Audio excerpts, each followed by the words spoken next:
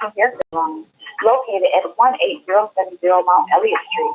Our new line is spacious with adequate parking, Wi-Fi, and all brand new services such as hair treatment, box braids, cornrows, tree braids, cabana twists, children's braids, natural twists, lock extensions, kinky twists, guided dudes, wool weaves, and more. Please feel free to visit us on the web at www.sistersbraids.com or call 313-826-0498. Here at Sisters Braid 2, we offer exceptional care for exceptional care. We look forward to seeing you. Sisters Braid 2 is a proud recipient of the Unity and Rebuilding Fund.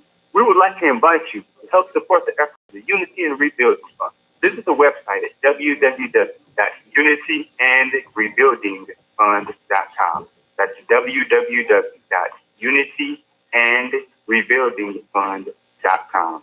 We're often here at 313-868-0000, the local number. That's 3-868-0000. Support the Unity and Rebuilding Fund. You're watching WHPN, Highland Park, Detroit.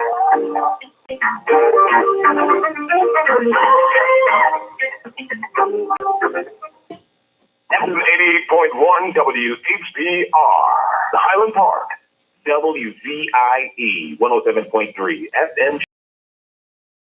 Are not necessarily the views and opinions of WHPN. Brothers and sisters, are you tired of reading the Holy Scripture and not really understanding what you read? And if you're reasonably sure, you ever tested that what you feel you know with someone that has the recording started. The recording has started. Then let's reason with one another on a Scriptural Discussion with the Son of Man every Wednesday at 9 p.m. 8.1 FM WHPR. Why don't you call and discuss the Holy Bible? And if you have one, the Holy Quran, and come to an agreement about the Holy Scriptures and their true meaning.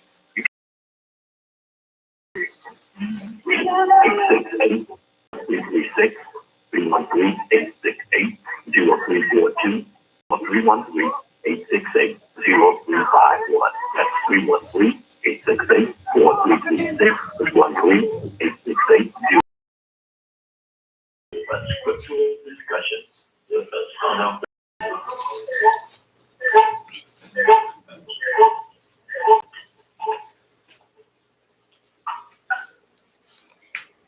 In the name of Allah, the Beneficent, the Most Merciful, the Truthful, and the Most Just, I greet all of you with the greeting words of peace. Those of you who are hungry and thirsty for Allah's righteousness, I greet you all. May Allah's salam alaikum. We want to afford those who have disagreements with us the opportunity to express that at this time, that we may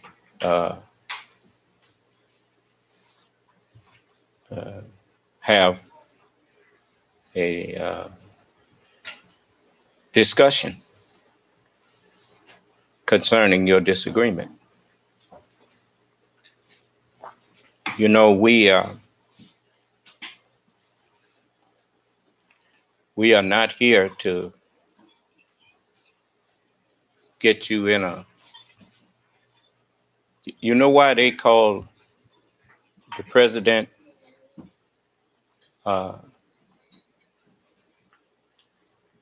his position a bully pulpit?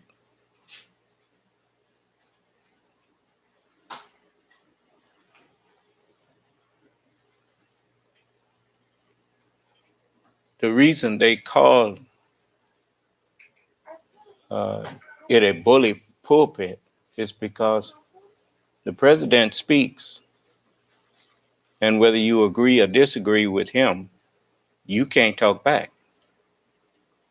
When he addresses the nation, if he says things that you disagree with, that's not an open forum.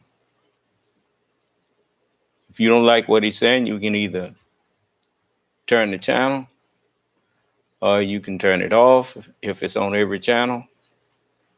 You can dismiss yourself from his presence, but you can't talk back to him. So I thought I would let you understand something from listening to my teacher.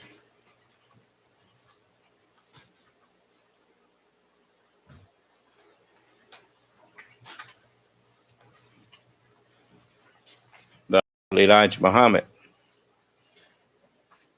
He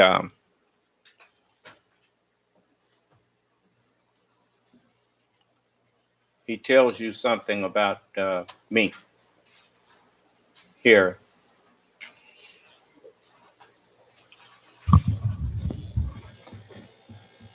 Not much now. And because they see me and they know me. But I just want to teach you science. I'm just grieved over that. I want to teach you the science that you should know. I want you to learn about the presence of God and the presence of His messenger. I want you to learn them. Then you can battle if you want. There is no messenger of God comes in to bully the people that He sent to teach. He let them do that. But He's not to mock and bully them. No. Did you hear that? Now you see why I let you talk back to me. Sometimes you get downright disrespectful. As he say, he let them do that. I had a man come visit me today. He comes to visit me knowing that I'm not a follower of Minister Farrakhan, knowing that I already say things about Minister Farrakhan. He comes here, I guess he thought I was like him. Talk about people behind their back or out of the presence of someone who may be their follower. And then I get in their face and don't say nothing. I don't say nothing no different than I say whether I'm talking to him or to you. So the boy came here with an attitude. I saw that when I first looked in his face. So, the book, Prophet Muhammad told you that if you dislike the meeting with Allah, Allah dislikes meeting with you. I know Brother Michael was probably trying to figure out why I was kind of standoffish and kind of stern with him. That's because I saw his arrogance and his displeasure with meeting me. I mean, I ain't done nothing to that man.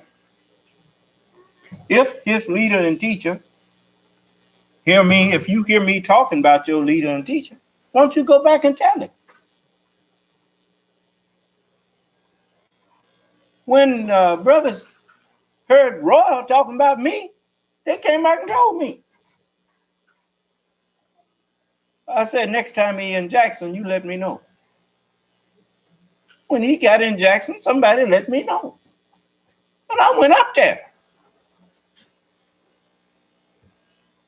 Not to pick a fight with him, but to question him about what he said about me.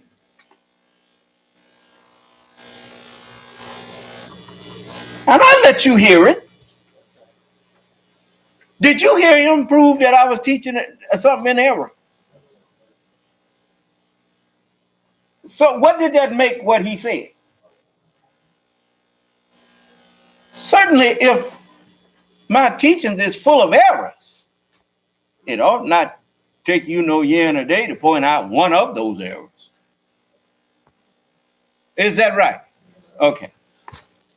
So my man come in, found me working. And he got an attitude. Come in there with an attitude. So I shook his hand. You know, he greeted me, I greeted him back. And so with one better than he greeted me. And so I missed talking with him. And so when I saw his arrogance, I just cut to the chase. So, man, none of your leaders out here, ain't none of these people out here doing what I'm doing. There ain't no nation of Islam except under me. Say, Allah got to be the one in charge of it for it to be called Nation of Islam. That's why the messenger, he wasn't as arrogant as you. I didn't tell him that. But if he had been studious, he would say, why you say that? But he didn't ask me why. So I didn't tell him.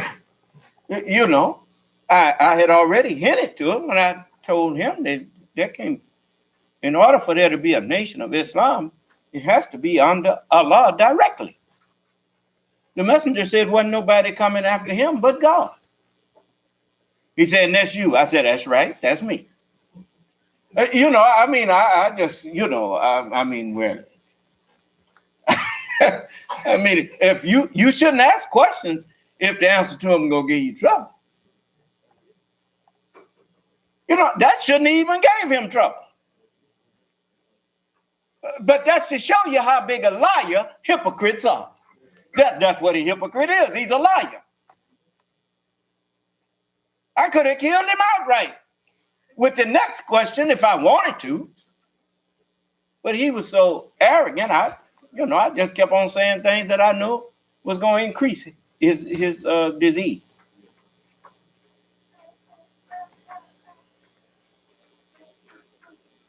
You know, then he in a roundabout way threatened me.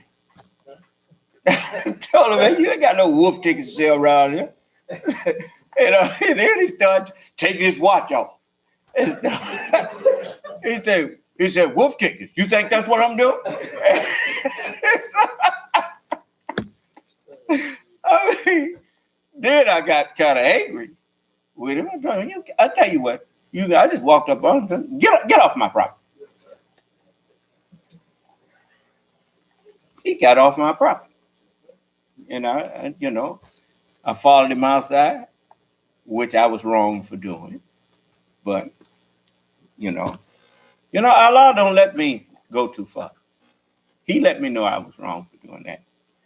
And so I went on back inside, because the man had did what I needed him to do, was get off my property.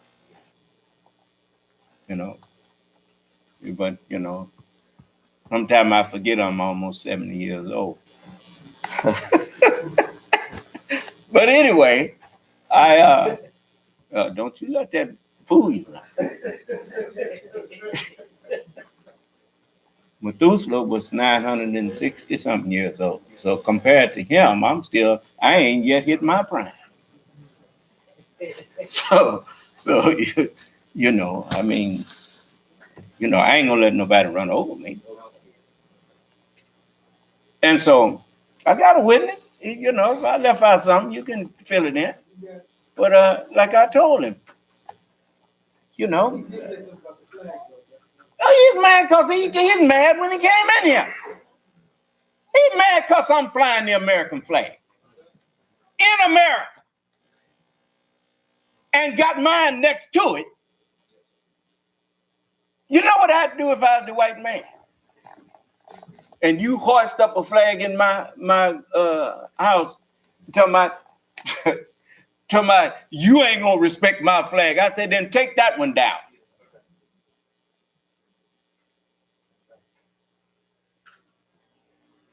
And I don't mean in a minute.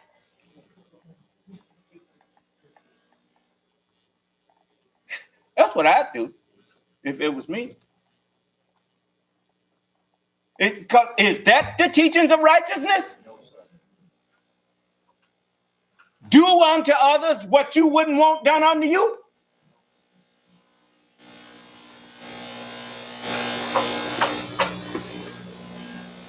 The messenger said, remember, their flag is still flying over America. Honor and respect the man, because he still has his flag. There's much that can be interchanged between them and us in that way of respect.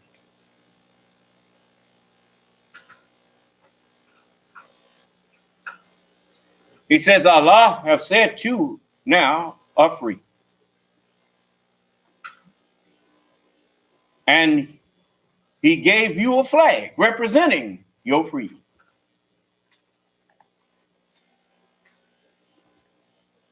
You hoist that flag right here on his soil. He didn't say take it down.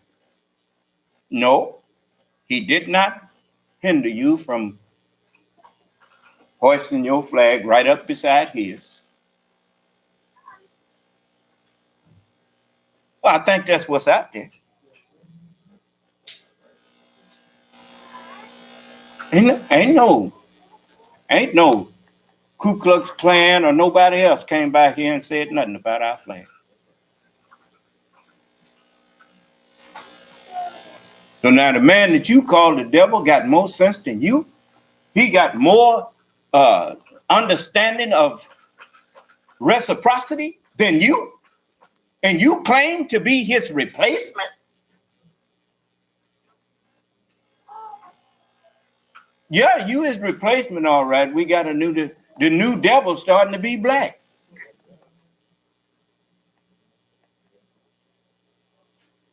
Oh, come in my place.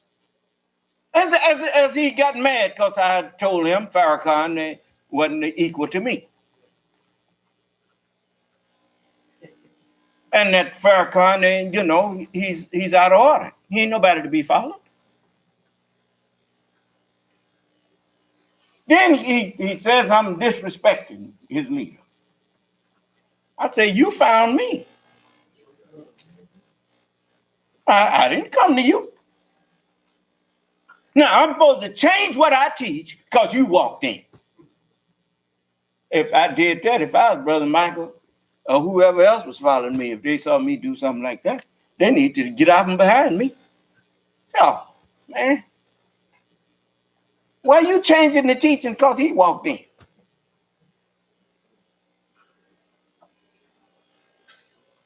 I'm not going to change what I'm teaching. I can make Farrakhan bear me witness.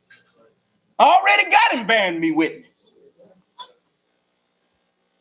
He the one said that, yes, this was out of his mouth when everybody was praising him like they're doing now, like some of them doing now. The world done pretty much peeped him out.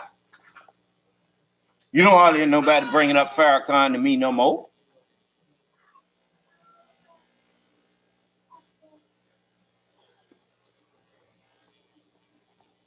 And Minister Farrakhan said there was a day when they was all sitting around the messenger's table.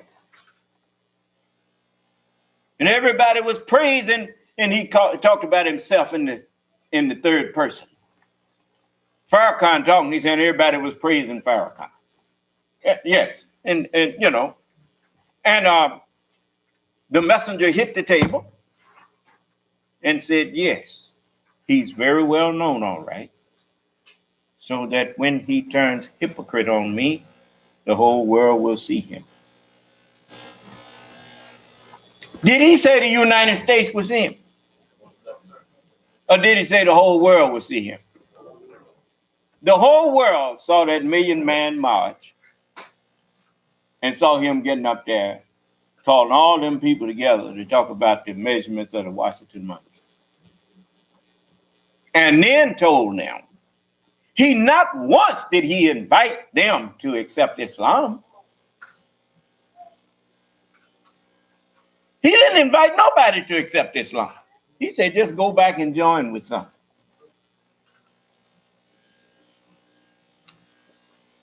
Then even he admitted he was depressed after that. Yeah, because the whole world saw you.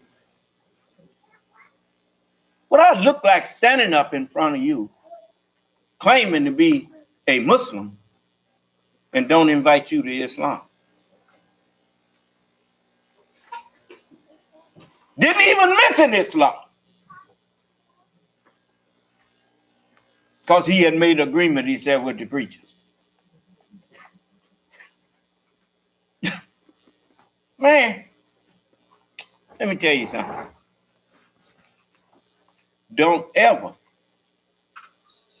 seek out someone who disagrees with you. And then when they tell you to your face that they disagree with you, when you knew that before you went there, don't ever accuse them of disrespecting you. The disrespect was on your part. And they just snapped you back to reality.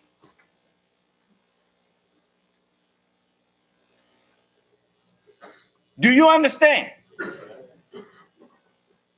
The messenger said, if the God of truth will not defend our truth,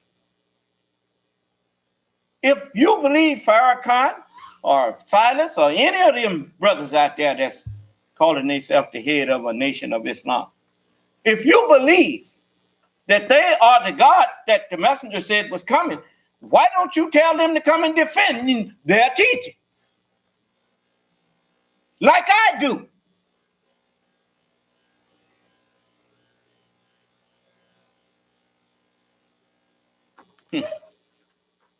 Y'all some unjust people.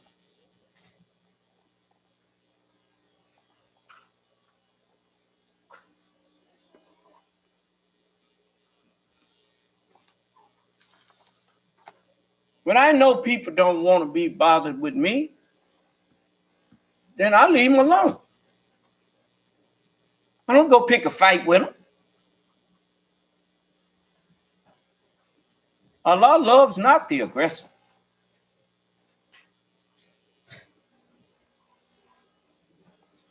You know, you walk in my place, find me working, I'm at peace. You know, he even told me I ain't had no business. If you Allah, you ain't got no business listening to the Honorable Elijah Muhammad's teachings. So what?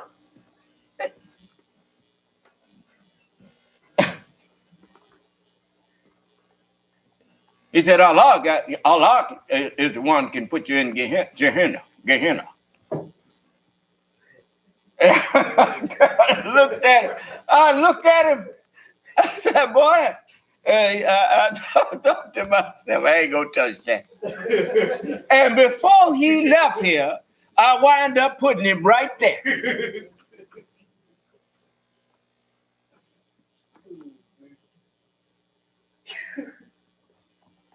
And he said, that's what you said. I said, it'll get real to you after a while.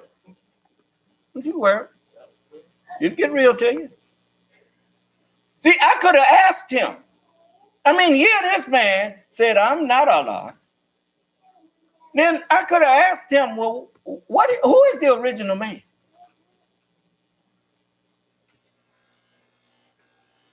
I mean, that's what they've been reciting. That the black man is God. They just didn't know which one of us. Now he gonna find out. He found out today. I hope he's listening. You can unmute your. No, I don't do him in hell. I don't even want to talk to him. So, but if you apologize, I'll let you out. Maybe, depending on if I detect sincerity.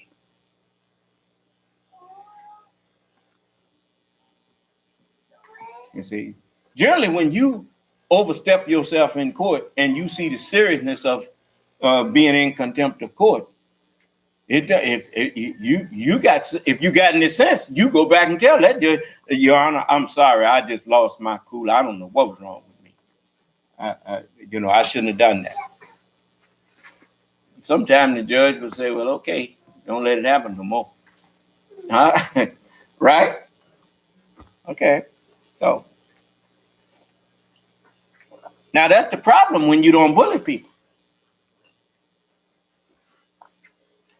How you know that Allah knew that I would not be here bullying you? Because he warned you. He said, oh, you who believe, be not forward in the presence of Allah and his messenger. That's what the prophet told you. Oh, don't you go in there. Don't you raise your voice to him. They warned you that. Nor speak loudly to him as you speak one to another, lest your deeds become null while you perceive not. In other words, whoever is a doer of good and is a believer, you can do all the good you want. If you don't believe in me, they ain't gonna help you.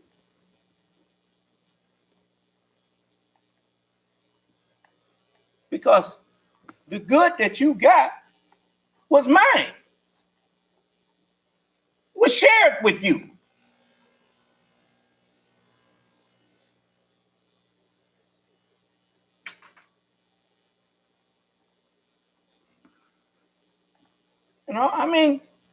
I didn't just start doing what I'm doing.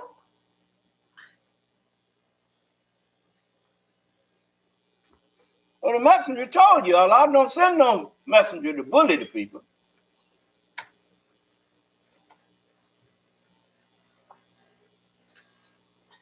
Then you can battle if you want. There is no messenger of God comes in to bully the people that he sent to take. He let them do that. But he's not to mock and bully them. No.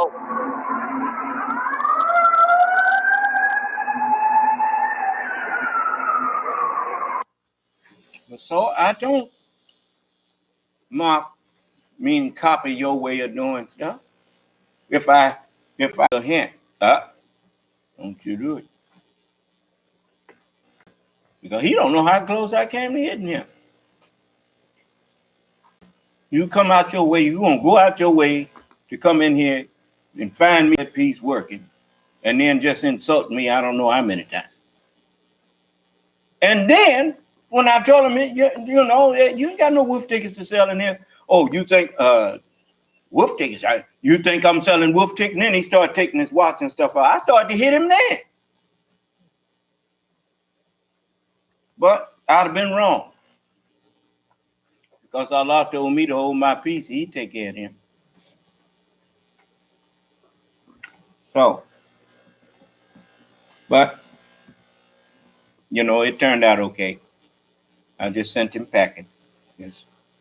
That's all you got to do when somebody on your property and talking crazy to you. Tell them agitate the ground. Just, hey, get on back out of here. If they got some sense, they will go on. You understand? Man tell me to get off his property, I'm gone. Because that's what I expect if you come on mine and I tell you to get off. You say, well, I thought the earth belonged to you. Yes, it does. But I'm the elect. They don't call Donald Trump the elect now because he's been installed into that office. Now, once I'm installed,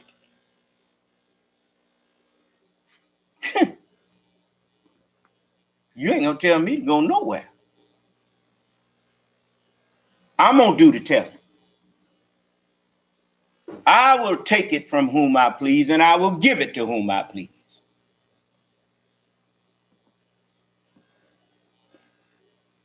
That's prophecy. He taketh the kingdom from whom he pleases, and he gives it to whom he pleases. So, So I'm being patient. You know, I want you to know I didn't just start teaching. Look at this.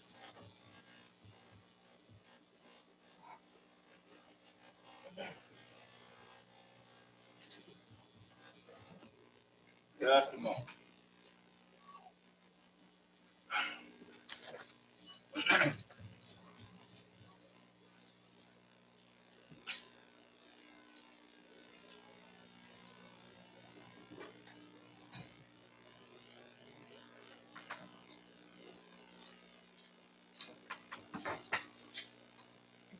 Now, this is me in 1986.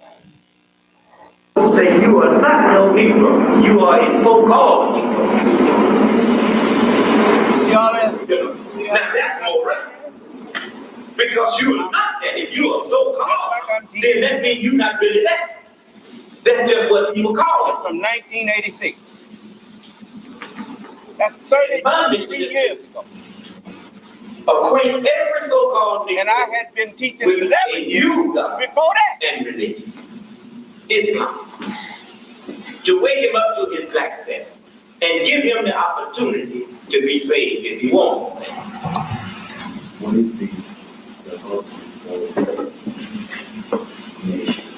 What we're doing, independence. And I'm going to show you, that's what this thing is to show you that we ain't just talking about it. I know what independence means. Independence means that we will build up a civilization like this. Not like it. But the same way this man went from one end of America to the other and put up cities. Yeah. These headlights, he got the generator going and producing the electricity that's making these lights come on. Independence means you and me got to do this process. I know what independence means. It means producing food, clothes, and shelter for yourself, not buying it from the store. It means going out there and getting on the farm, farming, growing your own food. It means growing your own cotton, taking your cotton, putting it on your own cotton gin, remove the seeds from it, and put it through the process to make thread, to make material, make your own dye, and dye your own material. Produce everything from nothing for yourself. That's what independence means. And that's what we are about. Now, you see me, I'm still working on what I claimed I believed in.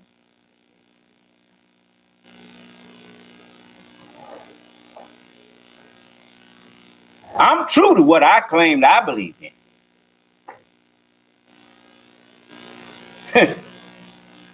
Some of them, while they was over there helping W.D. Muhammad call the messenger a lie, I was still carrying on what he taught me.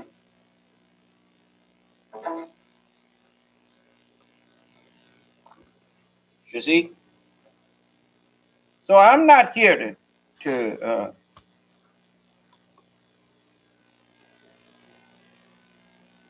be pretentious. If I played back, just like when I played back what Farrakhan said, that's what's happening to Lindsey Graham right now. They playing back what he said when they was talking about the impeachment of President Clinton. Now he looks about stupid as the days is long. But just a moment, I'll show it to you.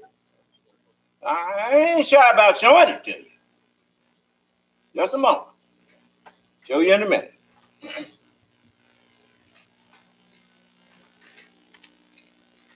Just like Farrakhan said, don't organize black people to march. Organize black people to build. And who wind up organizing the march? And they get mad because I said I ain't going. when he the one told me don't go? Everywhere he advised you to stay from, he just didn't have enough to stay from it. I had people advising me, look, young blood, you don't want to be shooting up this stuff here.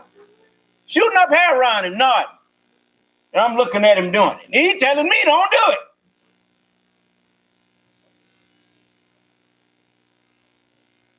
So I thank him for telling me not to march. Too bad he didn't take his own advice.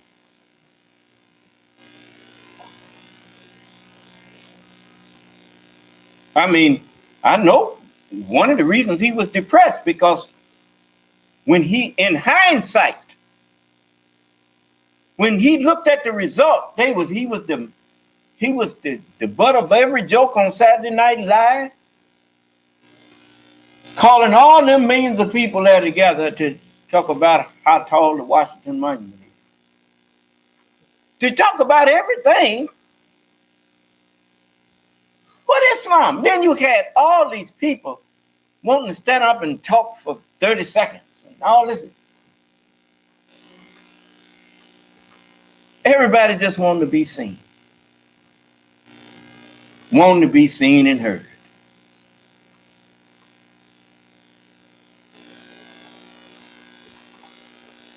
It was something to feel ashamed of. People tell me coming back here, tell me how good they feel. That's what I used to say after going to the club. Doing something that didn't really benefit me, just a feel-good thing. I don't need no feel-good. I used to feel good when I had some of that rum and coke. Scotch and milk. Feel good. And while I was feeling good, I didn't realize that was my brain being deprived of much needed oxygen. Feeling good. Remind me of that man in Hannibal Lecter. He had him eating his own brain, talking about how good it was. I said, boy, this is some stuff here. You destroying yourself, talking about how good you feel.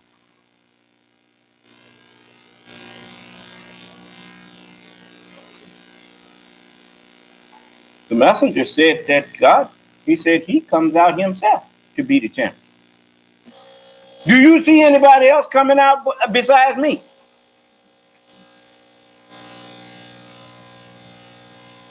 And he really got mad when I told him I ain't got no equal out here. Oh yeah, I didn't make it no better. I have yet to meet my equal.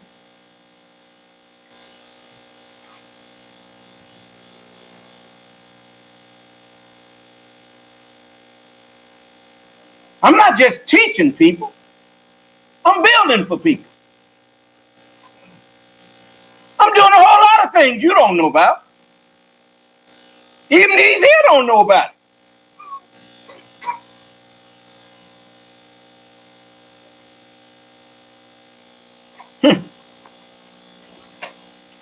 So, you don't hear no white man coming in here talking about he my equal. He know the meaning of equal. In the first place, ain't nobody on this planet could be equal to no so-called Negro in America. You ain't been through what we've been through and survived. So just sit over there and shut up.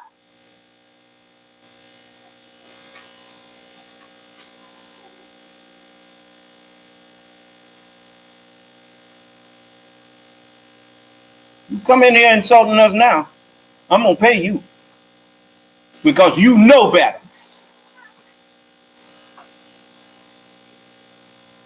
It ain't like I haven't proved that Allah is with me. Allah has given you proof that he's with me.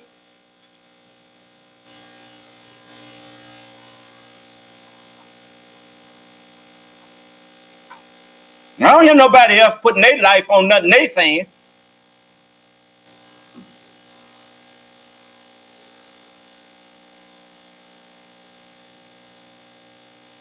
You ain't got nerve enough to come up to me looking cross-eyed at me.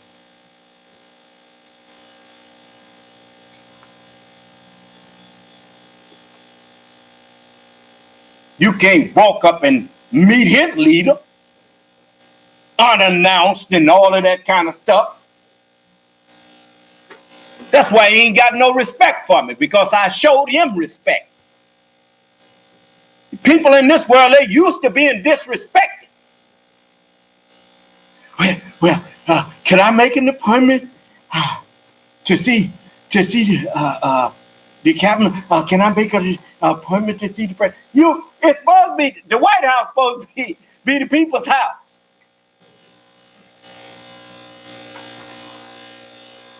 You can't just go visit your house. They do all kind of checks on you, and if they don't like you, they pretend to do a check and just say, no, you can't come. But you don't mind taking taxes to help take care of it from me. Not that I'm so interested in going visit the White House, but when I wanted to take the children on a field trip there, they wouldn't let us go.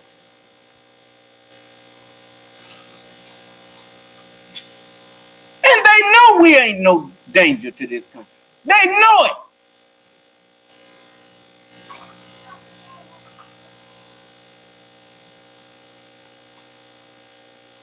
But just hateful. Just hateful. But when they want to come visit me, I said, you don't need no appointment, just come on.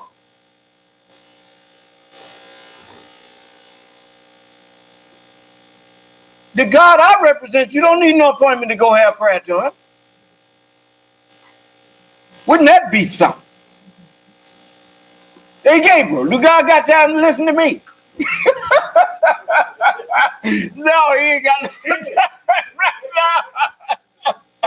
He ain't got no time right now. He busy listening to Johnny over here. Tell you what, come in about 2:30.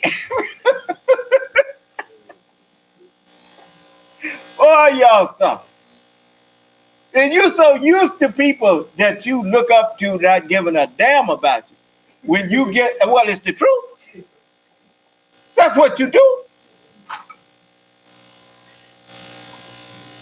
You look up to people that when they're out of your presence, they say, I wish these niggas would go somewhere. And you just sitting up there drooling and moony-eyed over.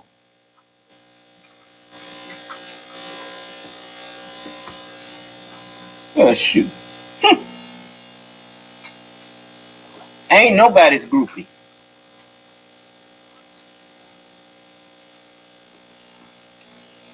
When I look up to somebody, the one thing I want to make sure of is they don't look down on me.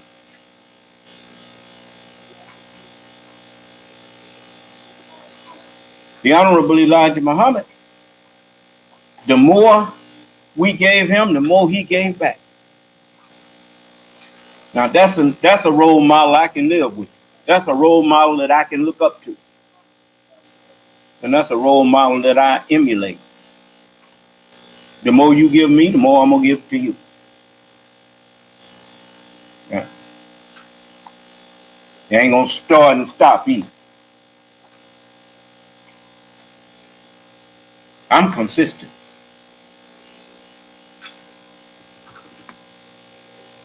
Yeah. Now I want you to look at this. You know, you've got to be. They say hindsight is always 20/20. The messenger said history is the best rewarder of all research.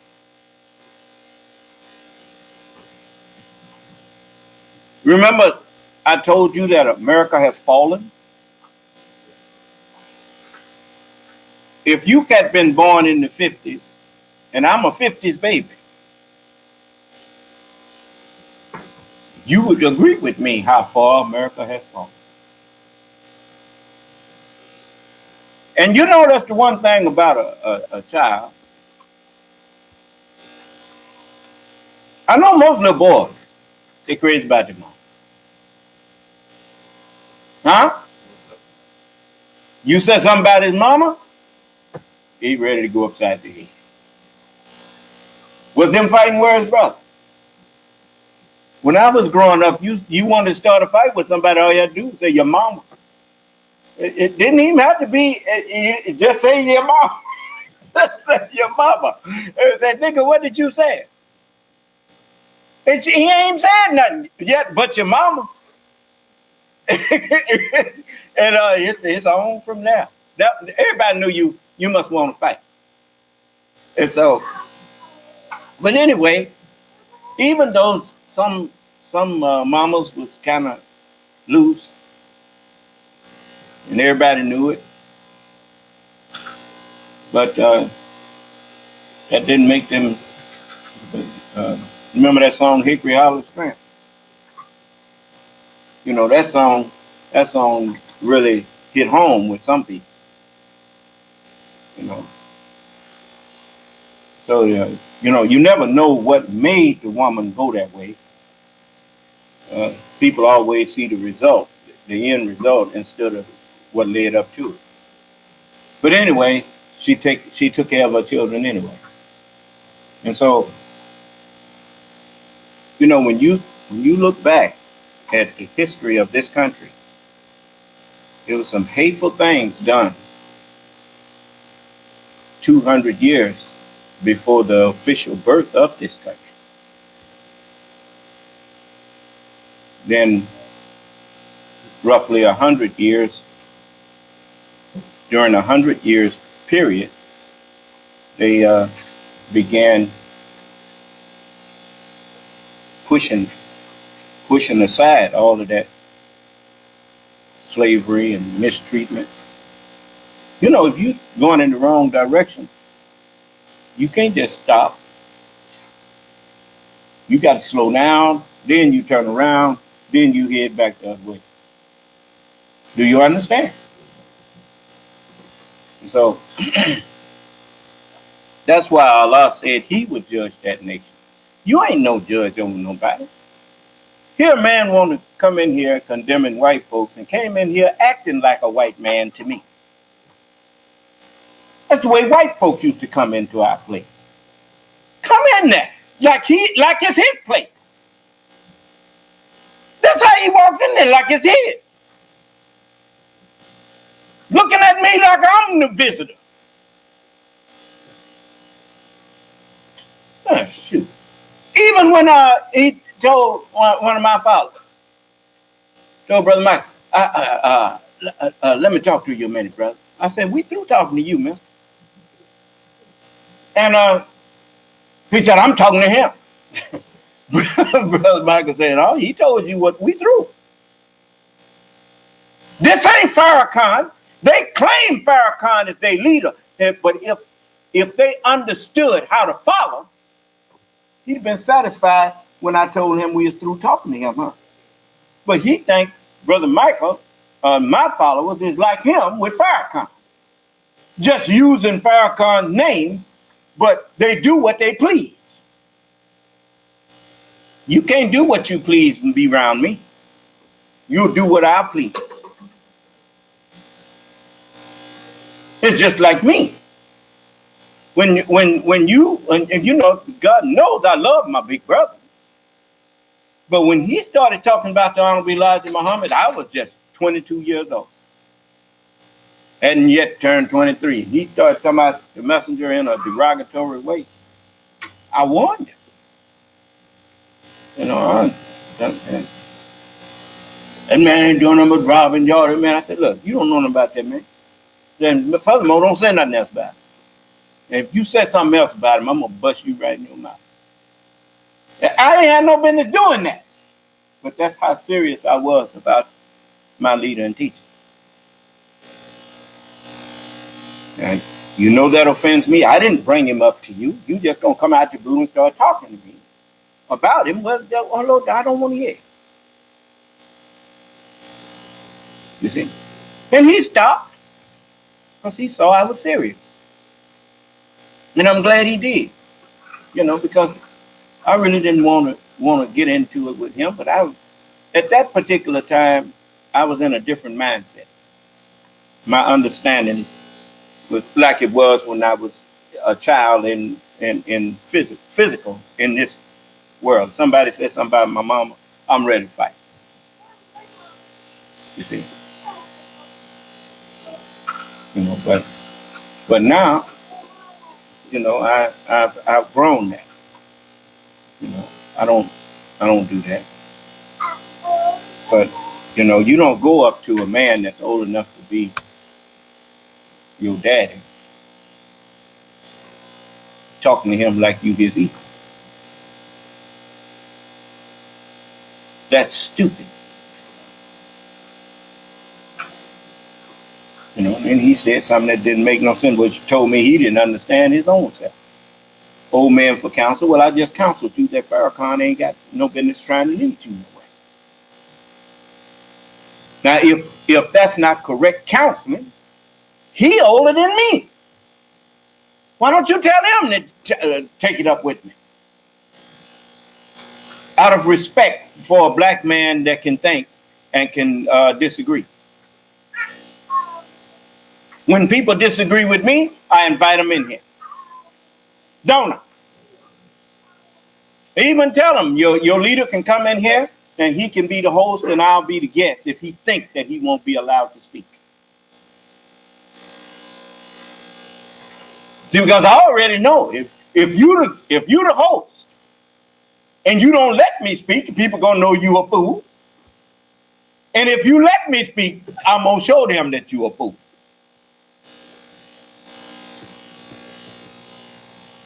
Because, you obviously don't believe in God. God's standing here.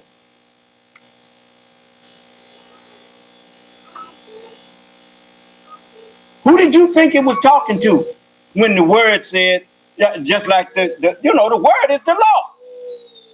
Remember, God's word is his bond. Son of man, take the word and eat it up and speak with my words.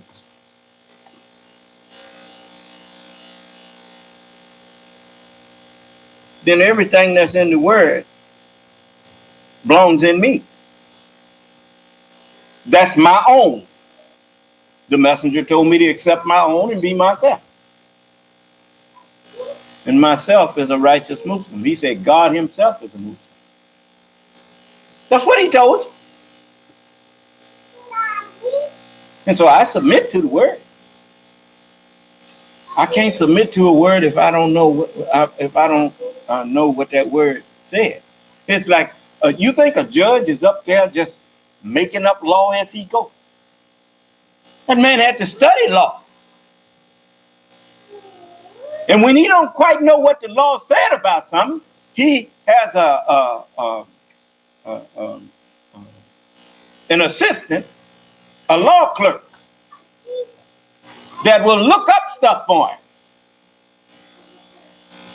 He said, well, Your Honor, South Section such and so, the Supreme Court said this about this particular issue here. And the judge said, well, let me see. And then he'd go back up there on the bench and say, well, this is what the judgment is on that. I say what the Holy Scripture says. The Holy Scripture said to me the same thing that the law that these people set up about capital murder. Certain things you can't even give a life in prison on. It requires the death penalty. And the judge said, well, the law say the death penalty. Then he speaks the sentence according to what's written in the law. The laws, the word of God is my law. Cast into hell every ungrateful, rebellious one. Man told me I didn't have authority to cast nobody in hell. He just didn't know who he was talking to. And it's stupid to go go pick and fight with people that you don't know who you picking to fight with. If I got the nerve to stand up and say I'm the Son of Man, since you think that takes so much nerve, well, how much more nerve do it take for you to come in there and disrespect me without knowing whether or not I'm the Son of Man?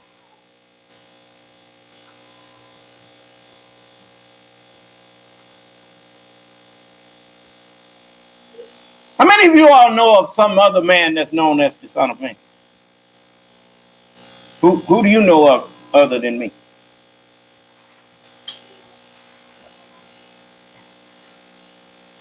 When I went down to the car dealership, one of the sales reps in there said, "Son of Man." I went over there to see what I said. Yeah. And these people call me Son of Man.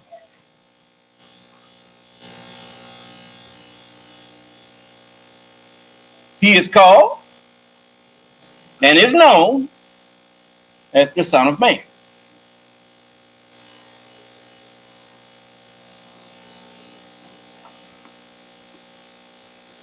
You know what? You know, I don't tell you that because I'm hung up on it. I tell you that so you don't later on be able to say I didn't tell you. But I know you. Huh? People good for that. But you didn't tell us that if he'd have told us, well, they would have been different. Everybody got a what they think is an excuse. When the truth finally is clear to everybody, then everybody wants to make up an excuse as to why they should not get rewarded for how they act. You're going to get rewarded for just how you act. I told you who I am. I stood up here and showed you who I am. And I put myself in front of the whole world and told them that if you can prove I'm not the Son of Man, I'll give you $20,000 and pay with my life if I'm standing up here lying. And I told you I deserve to be. Even you, if I'm not the Son of Man, you should shoot me down for lying.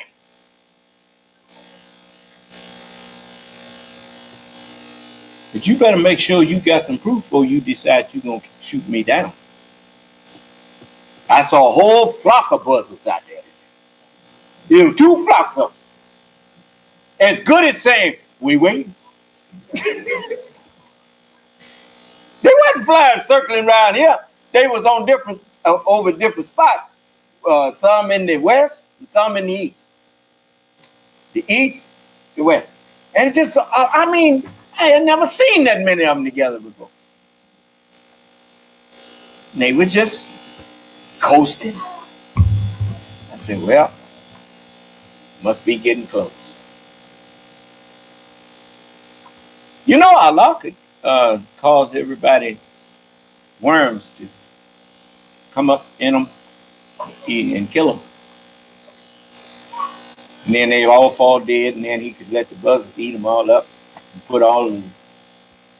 put me and everybody who believe in me to sleep, keep us asleep until the earth been swept clean. And we would think we just went to sleep one night. So, you don't believe that, do you? Yeah. Keep living. Let's see here. Now watch this.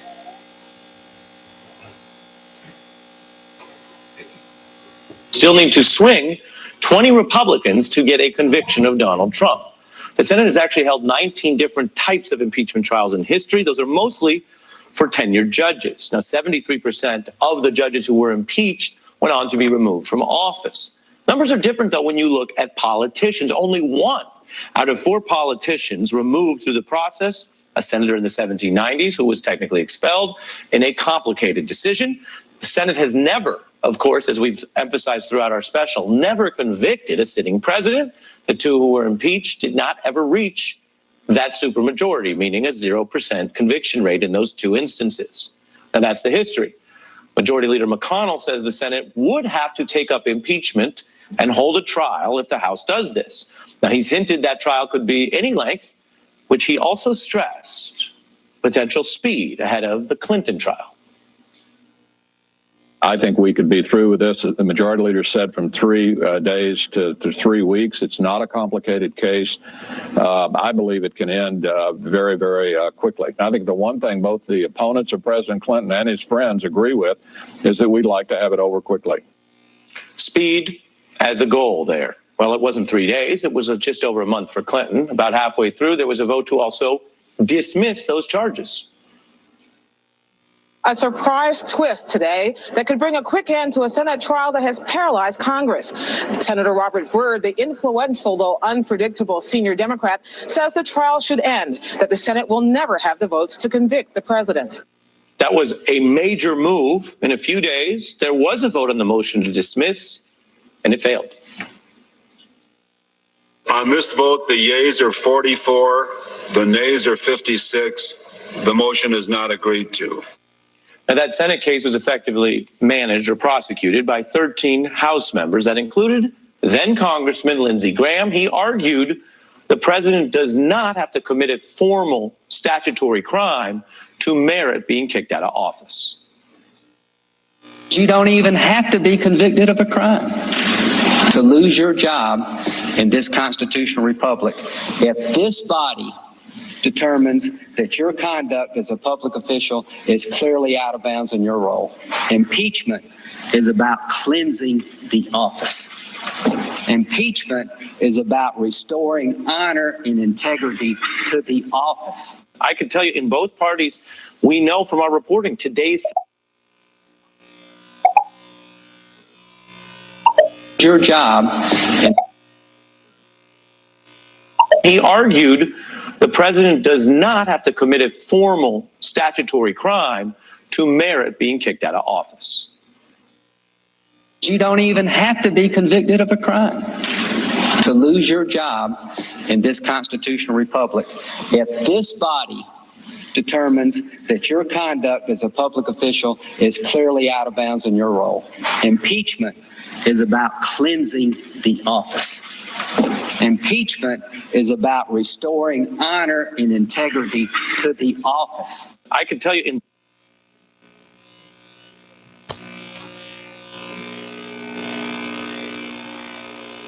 My. How quickly we forget. When he was younger,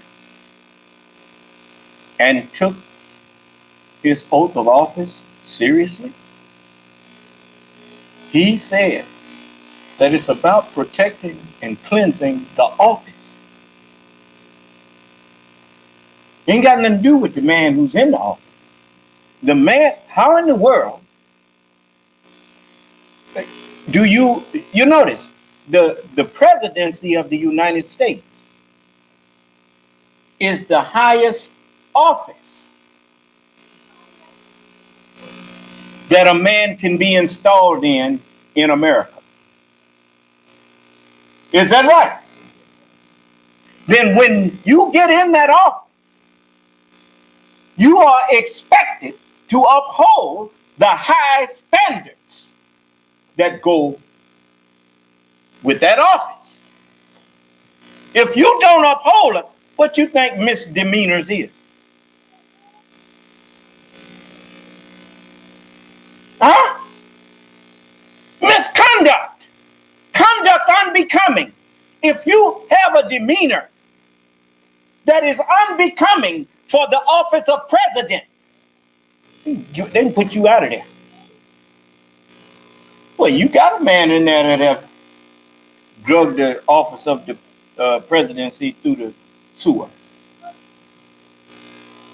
What are they doing, Lindsey Graham and them doing, protecting him? The fall of America.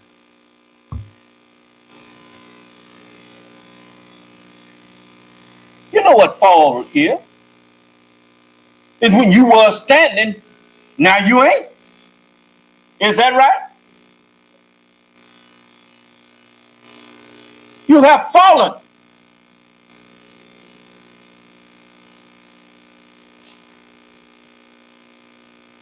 Let me show you something else. You know, I hadn't really paid it no attention. The president of the United States and the Congress of the United States, they don't take the same oath. Did you know that?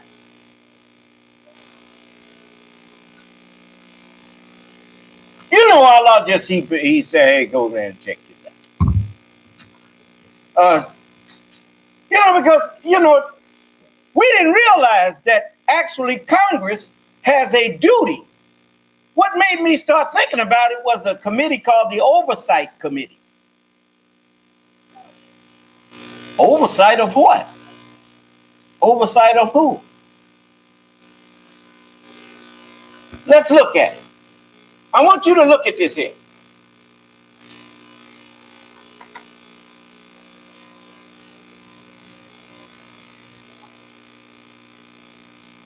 Just a moment.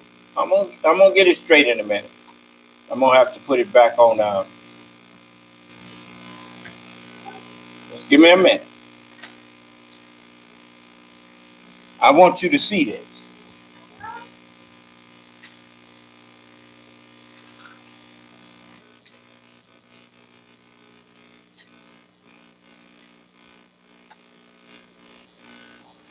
Now pay attention now.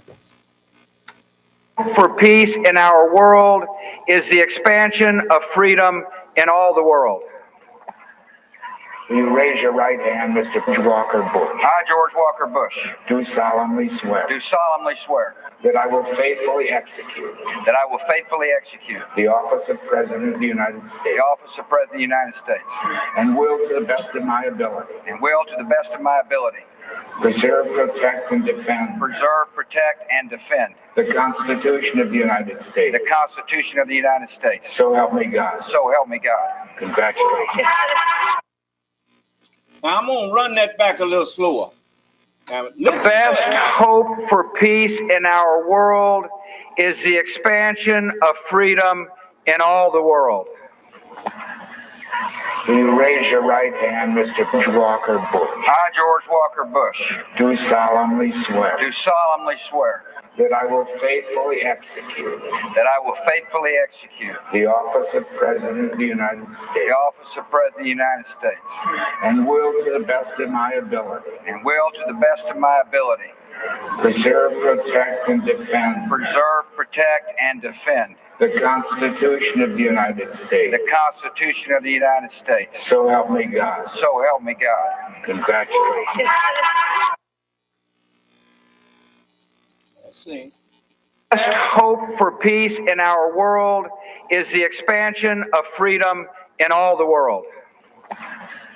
Will you raise your right hand, Mr. Walker Bush? I, George Walker Bush, Do solemnly swear do solemnly swear that I will faithfully execute the the office of President of the United States office of President of the United States and will, to the best of my ability, preserve, protect, and defend the Constitution of the United States. the Constitution of the United States. So help me God. So help me God. Congratulations.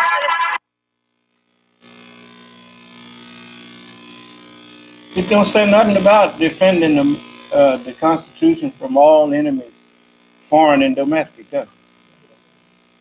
It just says protect and defend the Constitution to the best of my ability, right? To preserve, protect, and defend the Constitution to the best of my ability. Now, everybody get that? Well, let's make sure you got it. Because I know you. You was I didn't hear that. Will you raise your right hand, Mr. Walker Bush? By the way, you notice that's Justice Rehnquist, I think that was his name. Not the justice that swore Barack Obama and Donald Trump in. what's the current Roberts. Roberts was new at it when he gave the oath to President Obama. That was the first oath that he administered. Then he administered the second one to Barack Obama and the third one to Donald Trump. You understand? Okay, now listen now. Watch this. George Walker Bush.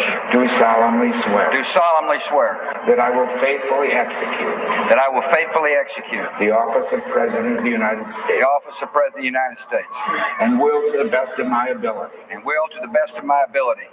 Preserve, protect, and defend. Preserve, protect, and defend. The Constitution of the United States. The Constitution of the United States. So help me God. So help me God. Congratulations. Now, I hadn't really paid attention to that oath until Barack Obama took it. And I say, wait a minute. He didn't say defend the country from all enemies, foreign and domestic. Then I had to go back and check the other ones. And none of them said that. Now, listen to this. I, Barack Hussein Obama, solemnly swear. I, Barack Hussein Obama, do solemnly swear that I will execute the office of President to the United States faithfully. That I will execute. You notice. Now, you notice Obama stopped. You know why? Huh? He stopped because he was expecting President of the United States, not President to the United States. Do you understand? So both of them kind of, juggled that one, right? Okay, now, remember, that was Mr. Roberts, Justice Roberts' first time administering the oath. So all of them was standing up there nervous, which is a good thing. Because if you are nervous, it means that you understand the gravity of what you're doing. It's like me. Every time I get up to speak to people, I get nervous.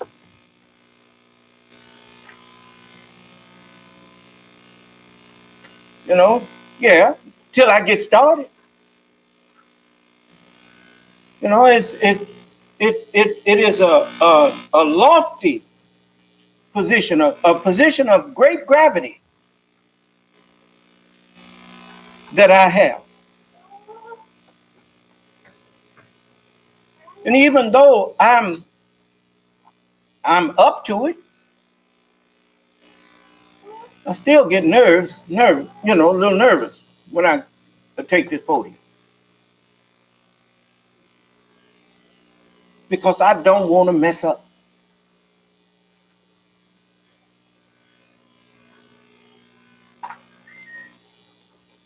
So, now let's look at it again. Now they're going to stumble through it. Solemnly swear. I, Barack Hussein Obama, do solemnly swear that I will execute the office of President to the United States faithfully. That I will execute faithfully the office of President of the United States faithfully. And will to the best of my ability. Preserve, protect, and defend the Constitution of the United States. Preserve, protect, and defend the Constitution of the United States. So help you God. So help me God. Congratulations, Mr. President.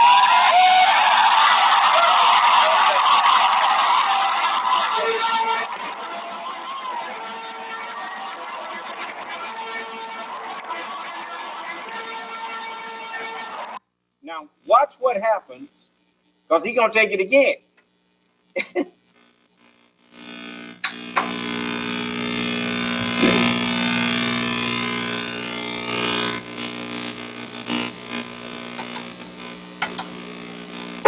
Please raise your right hand and repeat after me. I, Barack Hussein Obama, do solemnly swear. I, Barack Hussein Obama, do solemnly swear. That I will faithfully execute. the office of President of the United States, the office of President of the United States, and will, to the best of my ability,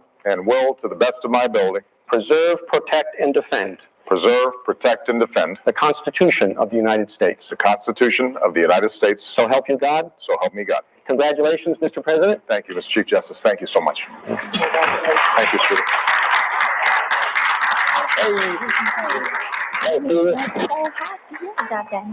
I did it. You heard him tell his daughter? I did it. So, okay.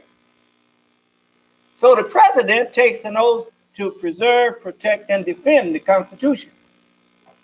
Now listen to the oath of office of the Congress.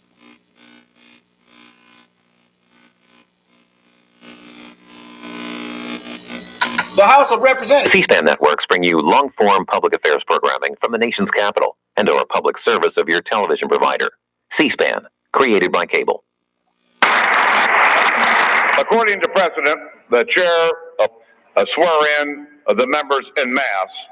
So all the members elect will rise, and the chair will now administer the oath of office. If all members elect will raise their right hands. Do you solemnly swear or affirm that you will support and defend the Constitution of the United States against all enemies, foreign and domestic, that you will bear true faith and allegiance to the same? Did you hear that? Why did they add that to theirs? Because it's their duty to watch and make sure the president do his. Do you understand? Because he can be the greatest domestic enemy that you ever had. That's why they have the power of impeachment. What if you get a president that somehow finagles a man that finagles his way into the office of president and then turns against the best interests of the United States? Are you stuck with him? Or is it their job? They got the power to take him out. Is that right? And they take an oath. Listen to their oath. The oath of office. If all members elect will raise their right hands. Do you solemnly swear or affirm that you will support and defend the Constitution of the United States against all enemies, foreign and domestic, that you will bear true faith and allegiance to the same, that you take this obligation freely without any mental reservation or purpose of evasion, and that you will well and faithfully discharge the duties of the office on which you are about to enter, so help you God. Congratulations, you're now members of the 113th Congress. The problem with doing that, with doing it that way, you don't know if everybody said I do or I will. Now you finding out that everybody obviously didn't say I will. Even though you can hold them accountable, but how do you hold them accountable? Now you understand the weaknesses in your system. But the fact of the matter is, they took an oath to defend, uphold, and defend the Constitution against all enemies, foreign and domestic. That is because they have power to make sure that the office of president is not misused like it's being misused right now. They not only have the power, they have the duty according to the oath they took. And they're not keeping their duty.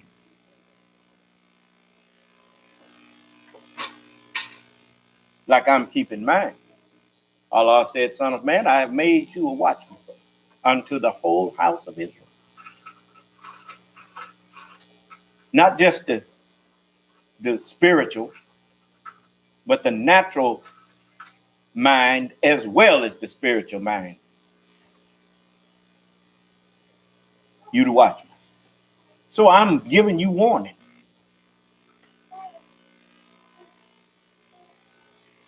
A man that has power and is afraid to use it has no business with it.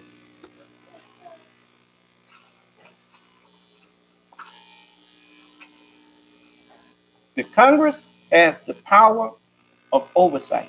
The Senate and the House of Representatives has power vested in them to remove any unfit man who occupies the highest office of this land.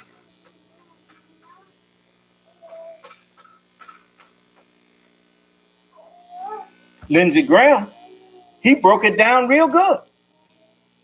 He said, you don't have to be done committed a crime. Didn't he say that?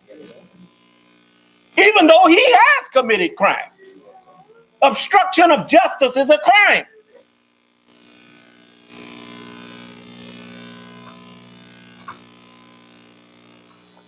Extortion is a crime.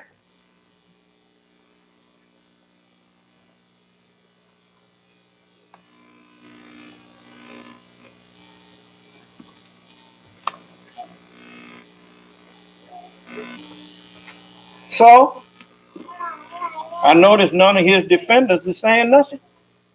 I mean, this is an open forum. I know why you ain't saying nothing.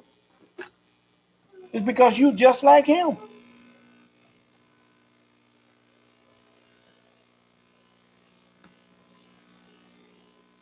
You can't stop our rise, man. You can't stop the rise of the black man no more than the black man could stop your rise when it was time.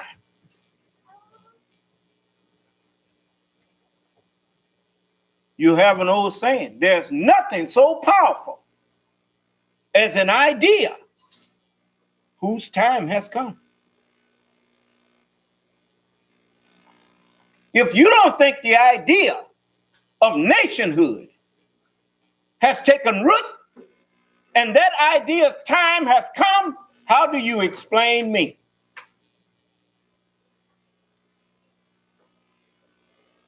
I'm raising up a nation. And it's not dependent on what happens to you.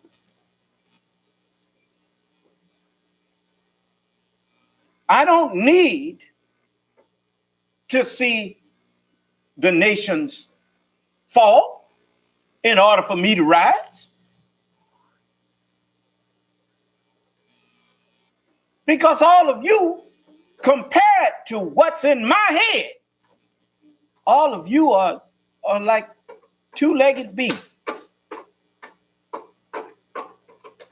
Here you have everything at your disposal to make the whole earth a garden. And instead, you've made it a wilderness. A place where you even use terms, it's a dog-eat-dog world.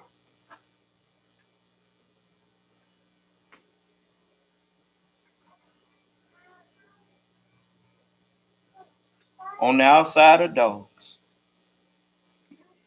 And you hear everything coming out these people's mouth but the word of God.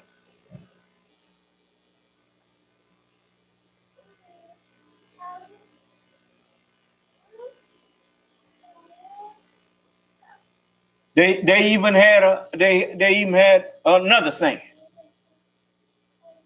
Man, they called him everything but a child of God. Yeah, that's what you've been, everything but a child of God. Why? Because there is none righteous. No, not one.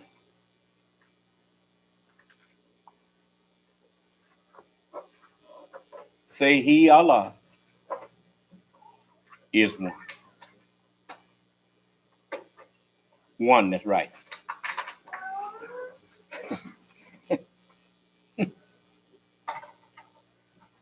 So, I told you it's not going to be long now. All of my power is coming to me. Ain't going to be nowhere to run.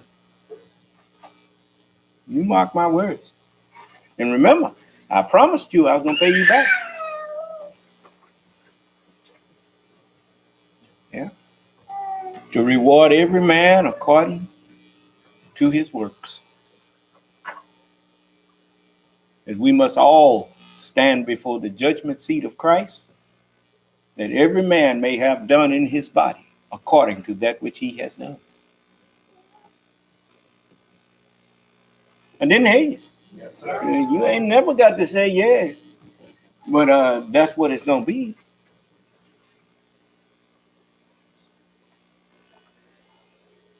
These arrogant people.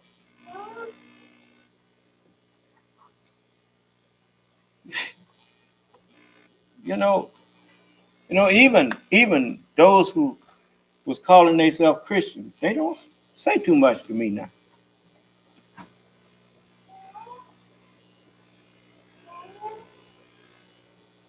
Say what to me? You have a religion that you made up, and I have one that the scripture tells you about. And you think somehow you're going to win in a debate or a war against me?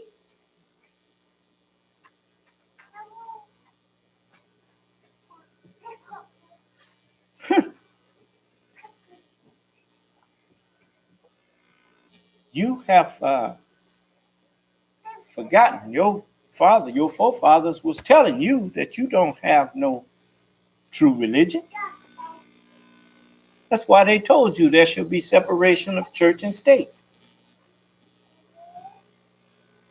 You don't have to fear that God's word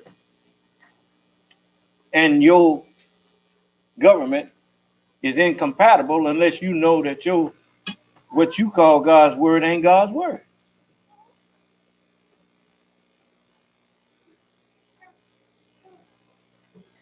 And they made sure that they left the door ajar so that the true religion could come in by saying, Congress shall make no law respecting the establishment of religion, nor prohibiting the free exercise thereof. Because the last thing you want is for the true religion to come, which only comes with God himself. And you call yourself going to stop him? No. You don't want to go declare war on God.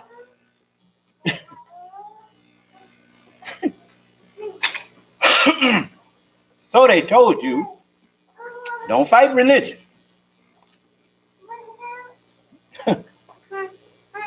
Now I've come with the true religion, and I'm making it prevail over all religions. You know of anybody else that's inviting everybody and anybody to come in and argue religion with them other than me?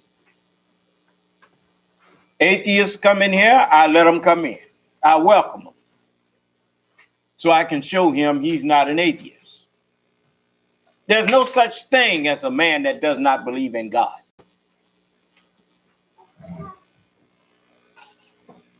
There's plenty of people don't believe in the idea of God that's been presented to them, and I don't blame them. Because that's no God at all.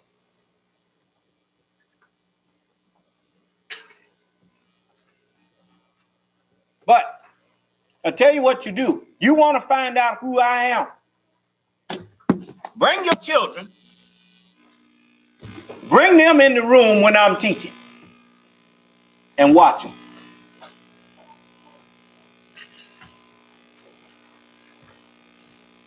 You see?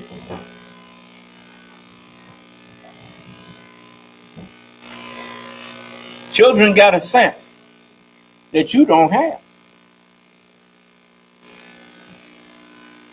You just bring them in there while I'm teaching. And I guarantee you, the majority of them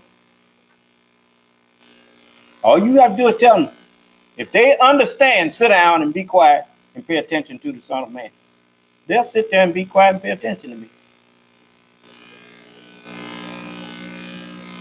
And after a while, they'll be telling you it's time for the Son of Man to come on.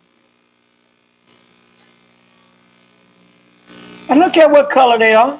All the children belong to me. He's my children. Suffer the little children to come unto me and forbid them not. For of such is the kingdom of heaven.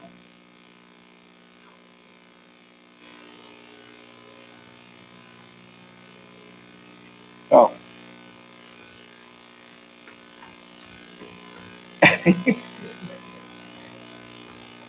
Yeah. I'm telling you. Some of you done already observed that. Do you know you're going to get yourself in trouble by trying to keep these babies from listening to me? Remember, it said, forbid them not. Why do you suppose it said that? Because Allah saw you doing that.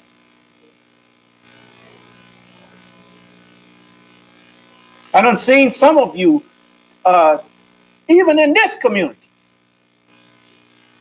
The children even come back and tell me, they said that we shouldn't come around you.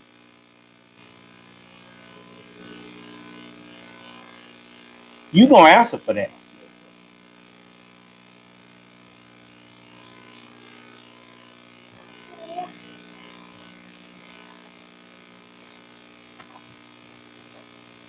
So you saw them taking the oath to uphold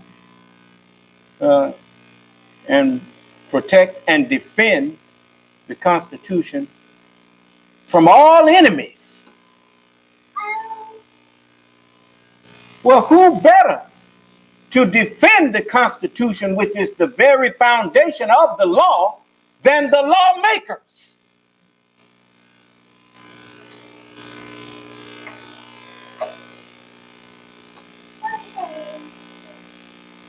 And since you have a constitutional republic, as Lindsey Graham said,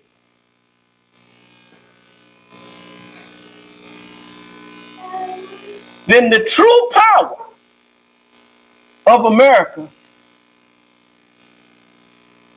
is the Congress. As long as this is a nation that is based on law, the lawmakers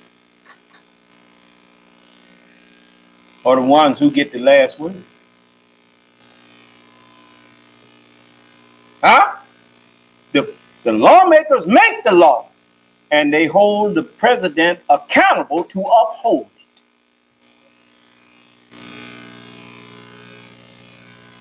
Has Donald Trump been upholding the law? Then why is it so much back and forth and confusion about what to do? There should be no confusion.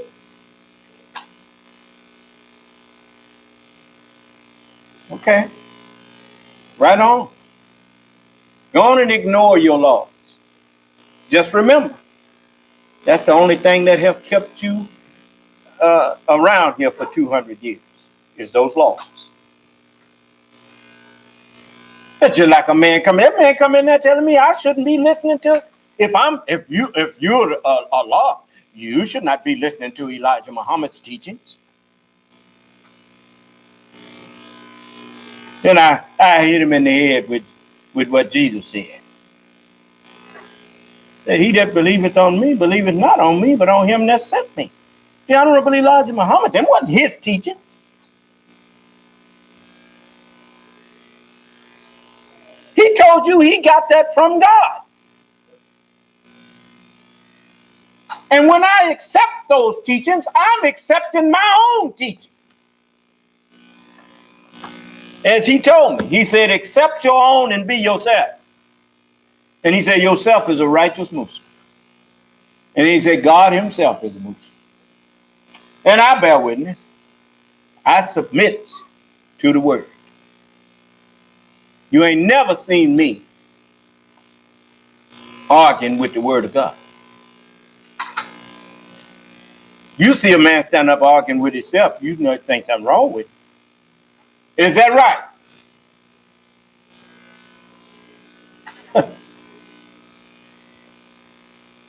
True judges, they don't argue with the Constitution, they uphold the Constitution. They verify that the Constitution said something. They don't try to undermine it. Huh? You just ain't been paying attention. Well, you better start paying attention.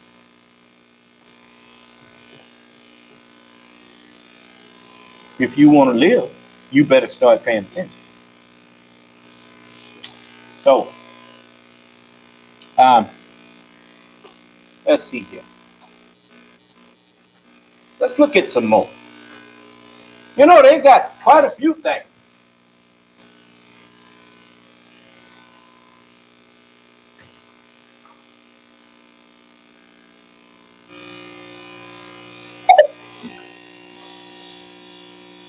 I think I'm going to let you look at that one more time. I can tell you, the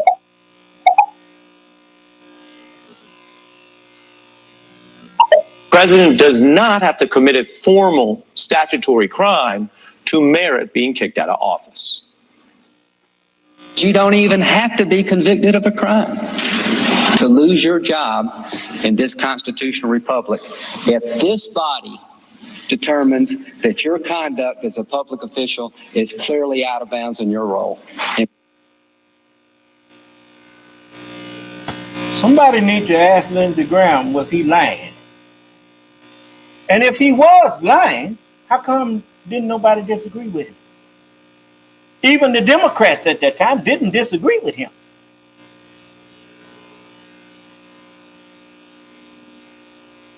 But I know why they didn't kick Bill Clinton out of office. Was because, and you know, people talk that talk, but they know Bill Clinton was a man. And even though they tried to present Monica Lewinsky as somebody who had been taken advantage of, that woman wasn't taken advantage of. She took advantage of the president.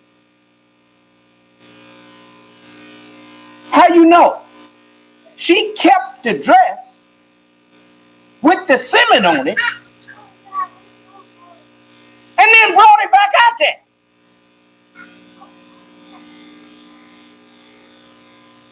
Why would she do that? And then say that she was what? She the one brought that out there. Who sent her in there to seduce him?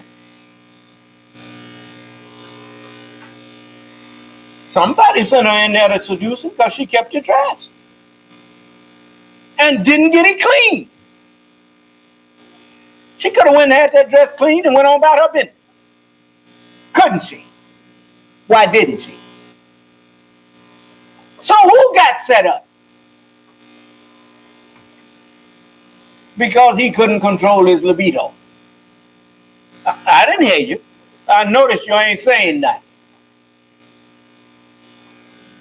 See, you go talk that talk to somebody else. You don't talk that to me.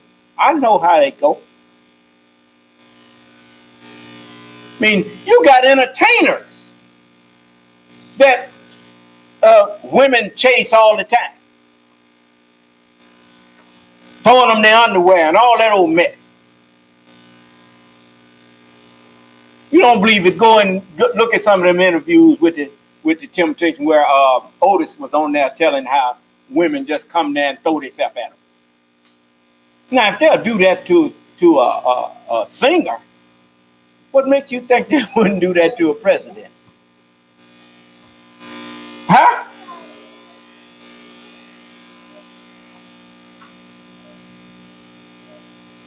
I notice ain't nobody saying that. I didn't grow up in no bubble. I grew up here watching you.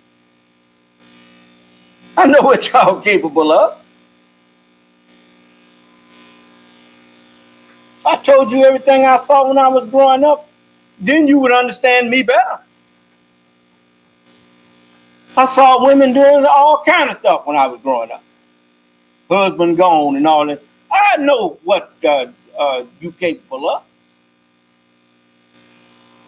And brother, I know what you capable of.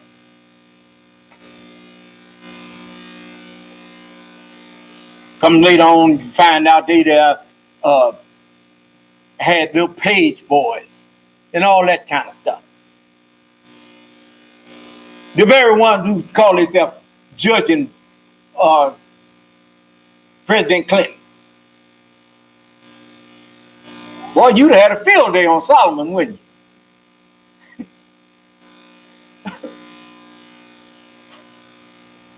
And David and Abraham. Oh yeah, you'd have been a busy little bee, wouldn't you?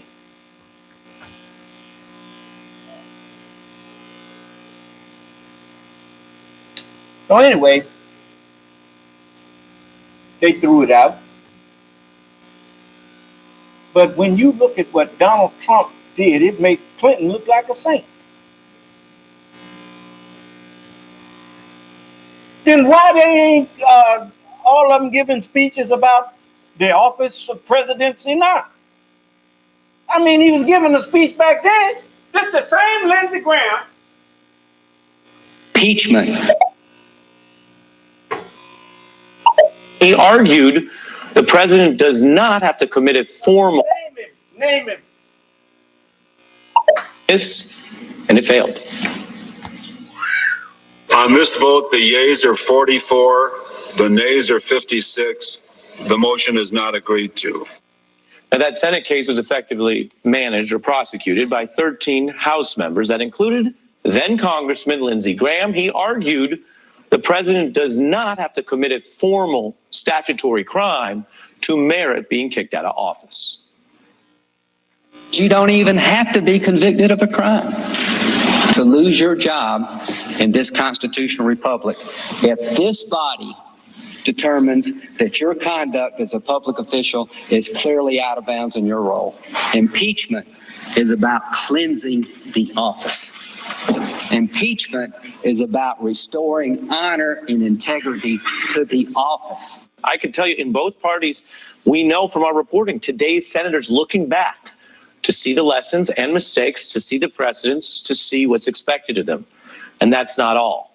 The people in our system of government who look back for a living, who interpret precedents, well, they're doing it too, including, I can bet you, one man in a different branch of government, Chief Justice John Roberts, because he will preside over any Senate trial of Trump, if there is a trial, just like his predecessor, William Rehnquist, did in the Clinton trial.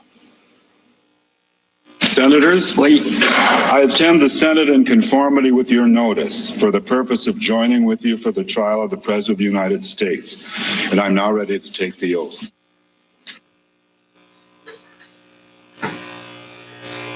Now, they want to talk that talk. This man that's president now, he didn't realize you can, if you want to know what this is all about, it's about co-equal branches of government and one branch having a little more power than another one in its ability to remove one from office if that one fails to live up to what's expected of anyone who occupies that office.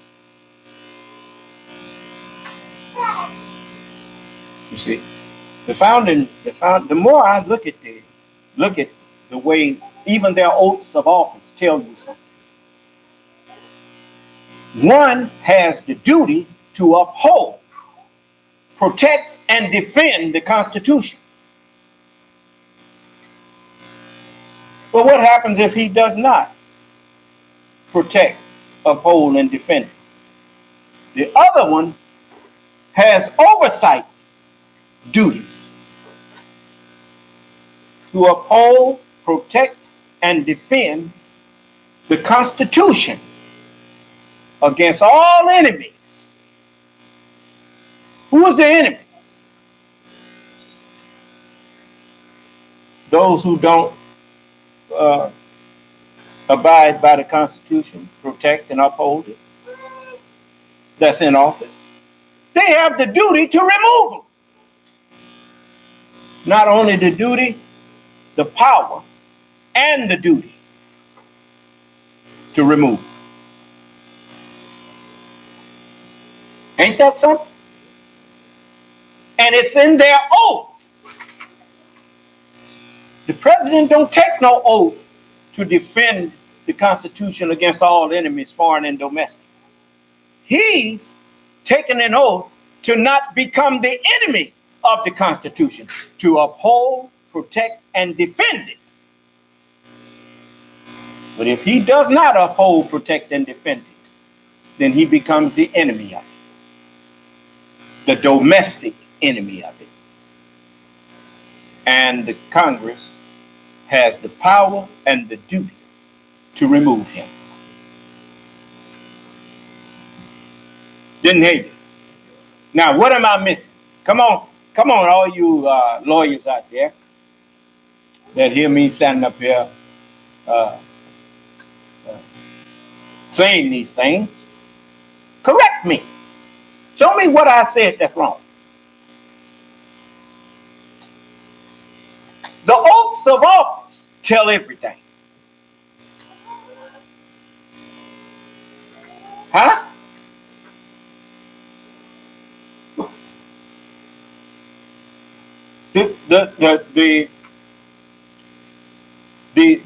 The laws of America prohibits foreign countries, foreign governments from influencing the elections of the United States. Is that right? Why is it then that he hasn't taken any steps to prevent that from happening again? And instead, he asked for help from Russia while he was running, and then tried to block the intelligence community from investigating and finding out how they did it and what they did, and bringing to justice any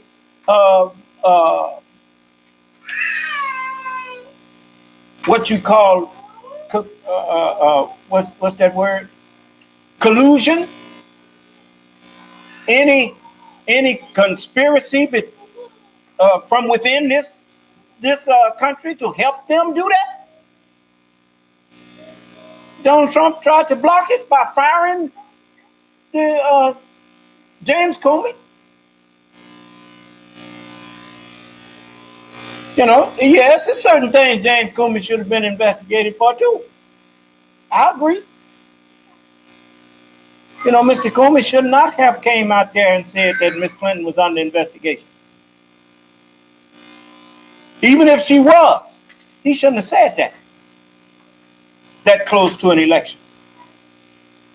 He should have did his investigation. If it was anything, fine. If it wasn't, then no one would have ever known. Right? And it wasn't. But the damage was done when he came out there and said it.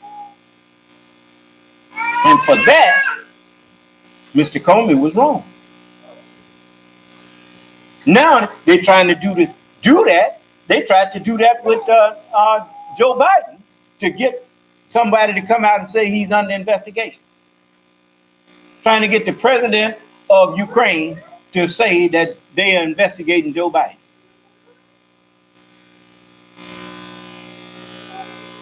That's the same thing that they did with Miss Clinton. Well, ain't it?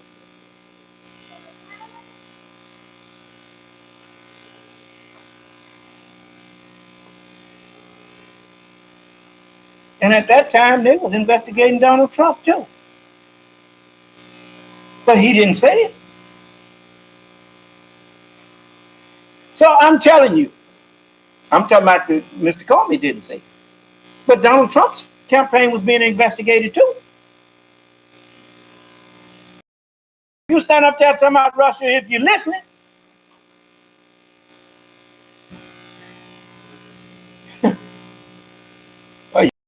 Y'all really, y'all got some issues. Now I want you to remember, I told you that I don't need you to stay down. I'll help you get up. I ain't got no problem. The Son of Man came to seek and to save that which was lost. That's what I'm here for. Hold on a minute. My nephew's calling me here, and Penny, I'm gonna have to call you back after our meeting gets through. Okay, I'll call you back. Okay.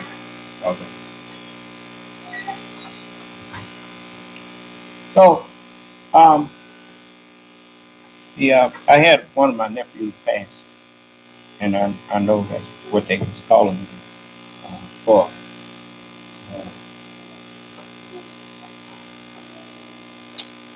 But anyway, I want you to remember, the Son of Man came to seek and to save that which was lost.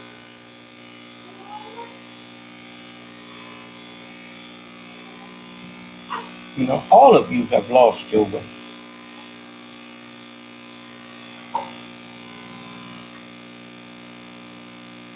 There was a time when you knew that it should be against the law for someone to purposely, listen good,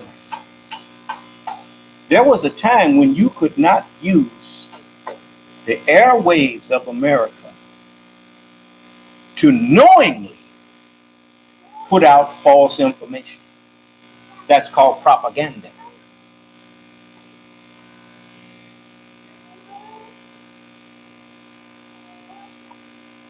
Now, what happened? America has fallen.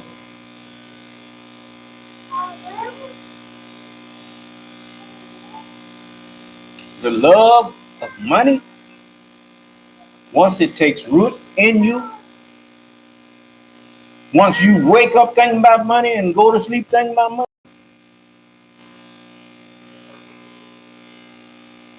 it can lead you to nothing but evil. Why do we say the term evil?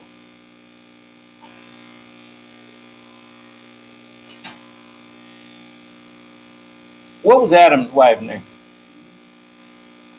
And who did the devil find a willing ear with?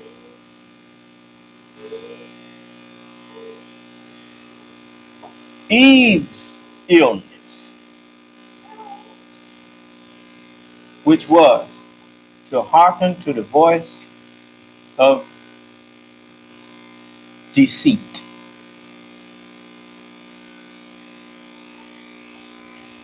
You notice they practice in Mein Kampf. Hitler's book, Mein Kampf. Tell the big lie and just keep repeating it. And pretty soon people will believe it. Huh? What they didn't say is people with unenlightened minds will start to believe it. Do you understand? A man who knows the truth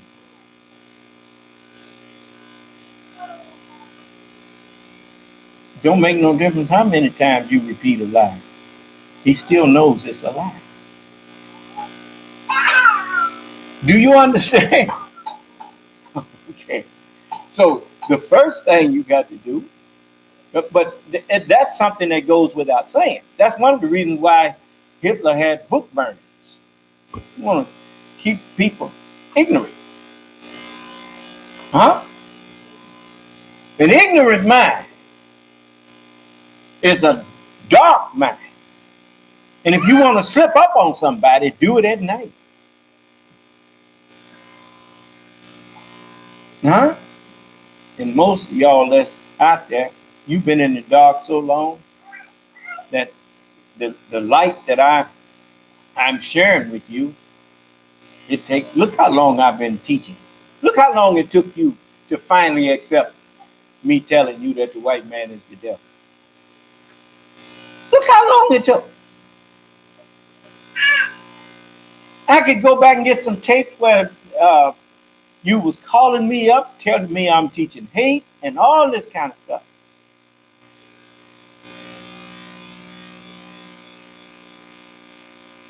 It's just because when you've been in total darkness and somebody all of a sudden turns a bright light on, you shut your eyes. Because that light is too much for your pupils. And it have to take time to adjust. See, but now you see I wasn't lying to you. Yeah, I even got white people now bearing me witness. They ain't got no choice but to bear me witness. They sure don't want to come in here and tell me, well, you gonna prove that? I can prove it and reprove it and reprove it. And I'll do it with the Holy Scriptures. Not with me just talking off the top of my head. I wasn't told to come talk off the top of my head. I was told to go and speak with God's words. That's why when I'm speaking, that's God speaking.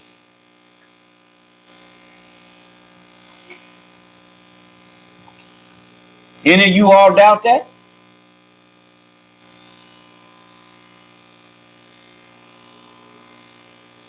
Anybody typing anything? I'll let you type. Like I told you, the same air that's connected to me is connected to every other brain on this planet.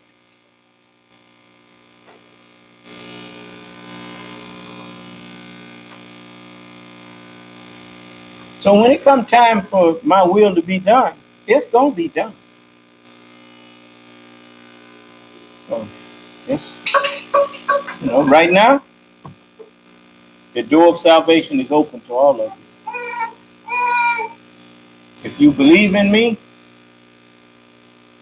then you get in these classes and grow with me.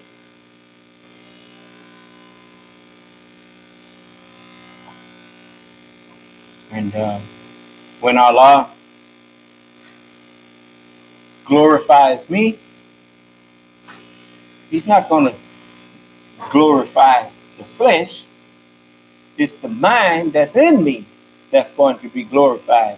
And everybody that has this mind, we will all be glorified together. Do you understand? And we will enter into perfect peace. So, that day is not far off. But it will happen suddenly. So I want you to remember the oaths that the president took and the oath that the Congress or the House of Representatives take.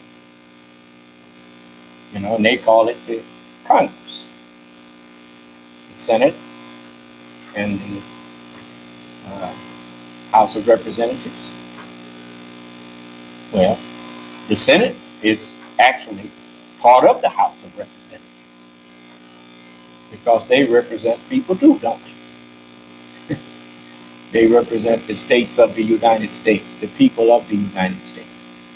And so does every member of what they say, the House of Representatives or the Congress. And they call one the House and the other one the Senate. So, and each state is allowed 2 senators. And that is them equal. But as far as representatives, they get representatives according to population and that kind of thing. Do you understand? So some have more representatives than others. But it's a population thing. So we are we try to understand.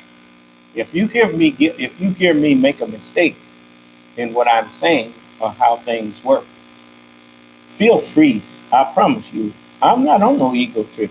I don't claim to know more about white people's government than they do. So if white people, if you hear me misrepresenting something, it's not done on purpose. It is what I have understood or think I have understood. If it's not correct, then I welcome you to come in and tell us what the correct thing is.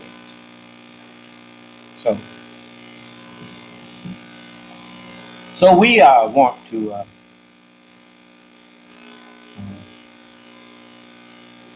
give everybody justice. Like the boy coming here tripping over me showing respect for America's flag and all that kind of thing. These people are so backwards.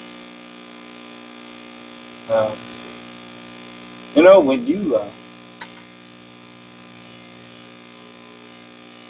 deal with people like I do, you can pretty much see how backwards some of them is.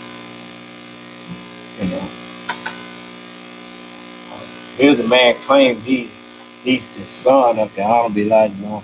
He's a child of Muhammad. I said, boy, you. I mean, it's sad that people try to put something over on you, and they wind up putting something over on the foolish self. Give me a minute here.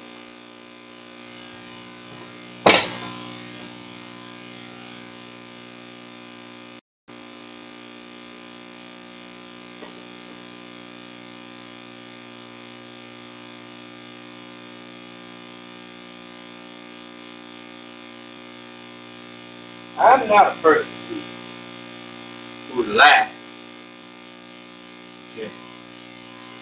to keep your ear. No, I don't have to.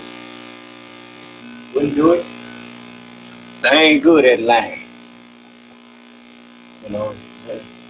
I'm gonna let you see and hear for yourself.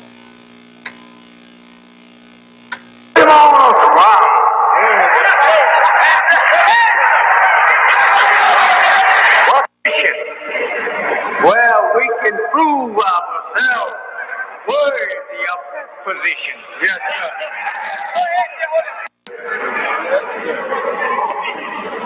We cannot sit down. We cannot lay down. Yes, sir. We must get up. Yes, sir. And go to work. Yes, sir. Praises be to God. Yes, sir. Yes, sir.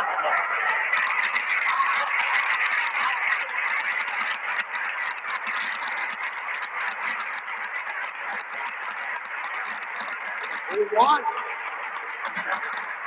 to thank the Chicago white people for making it possible. Just like the man today. He had enlisted in the Marine Corps, and brother told him, so you volunteered. Shut up. We don't.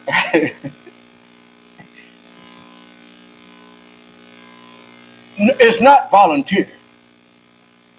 It's enlisted.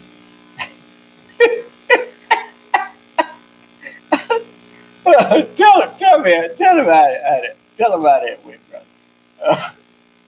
Poor thing.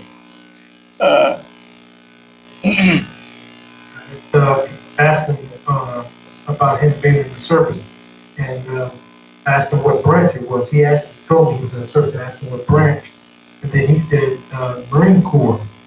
And I said, oh yes, that's the volunteer branch of the military. And he said that is an insult. And I said, what's an insult? He said, anybody that's been through that process, that's been through everything that you have to go through boot camp and come out of the Marine, You don't say you volunteered. He said you are an enlisted. You know, that's what I was talking about. These boys get to following all these other people and they lose common sense. The Marine Corps never had a draft. The only branch of service that you got drafted into was the Army. If you got in the Marines, every now and then a judge would give you a choice, and some people a choice, and going to jail or going this in Marines. I don't know if they do it to the Army too, but if you get in the Marine Corps, you volunteered. And but anyway, I told him, I said, yes, I gained some good out of that when I was in there. When I look back on it, I realized that it helped me in ways that, for one thing, the Marine Corps helped you to control your fear and not be mastered by fear. You cannot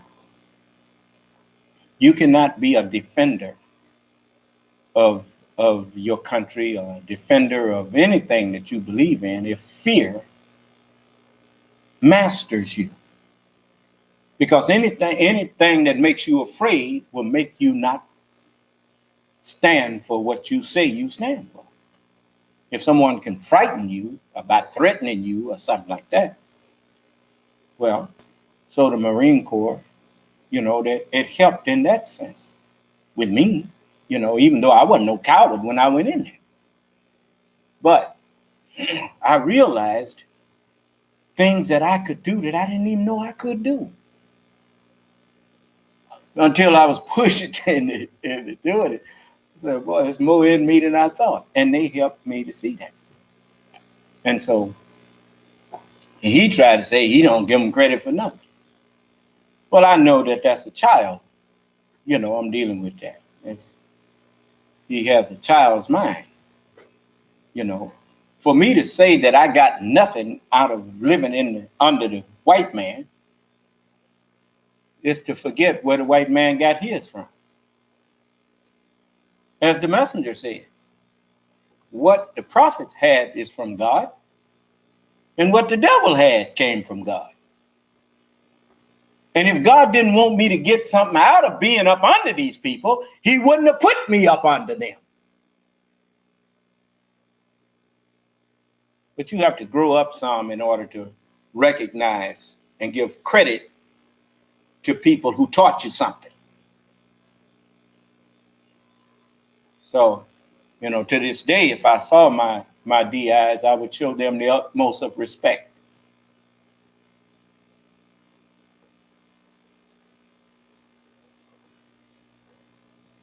And it don't make no difference because some of them was white and the head one was a Spanish American. I learned something from those men about being a man. And it helped me in my transition to the Nation of Islam. You see? So, if you can't be faithful in that, which was another man's, who's going to trust you with the real riches? I was faithful under the first Adam. And when I learned from the last Adam, I was faithful to that, and I am faithful. And so now I have gained the crown from both of them because I am faithful. And I recognize that whatever God let happen, ain't nothing I can do about that but accept it and try to learn something. God said we were going to be a stranger in a land that wasn't ours and serve them. and be afflicted. Well, then we've been a stranger here, and we've served them, and they afflicted us, and now I've overcome, and I'm steadily overcoming the afflictions that I was afflicted with. And that's how I'm able to help so many of you overcome. He that overcometh will I give to eat of the hidden manna. Well, if I wasn't the one who overcame, I would not be given to eat of the hidden truth of the scriptures. Allah have given me to eat of the hidden truth. It's just like even the hidden truth of this word. Like, what does pie mean?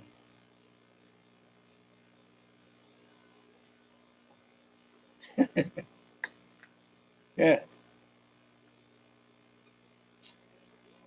Means the principal integer for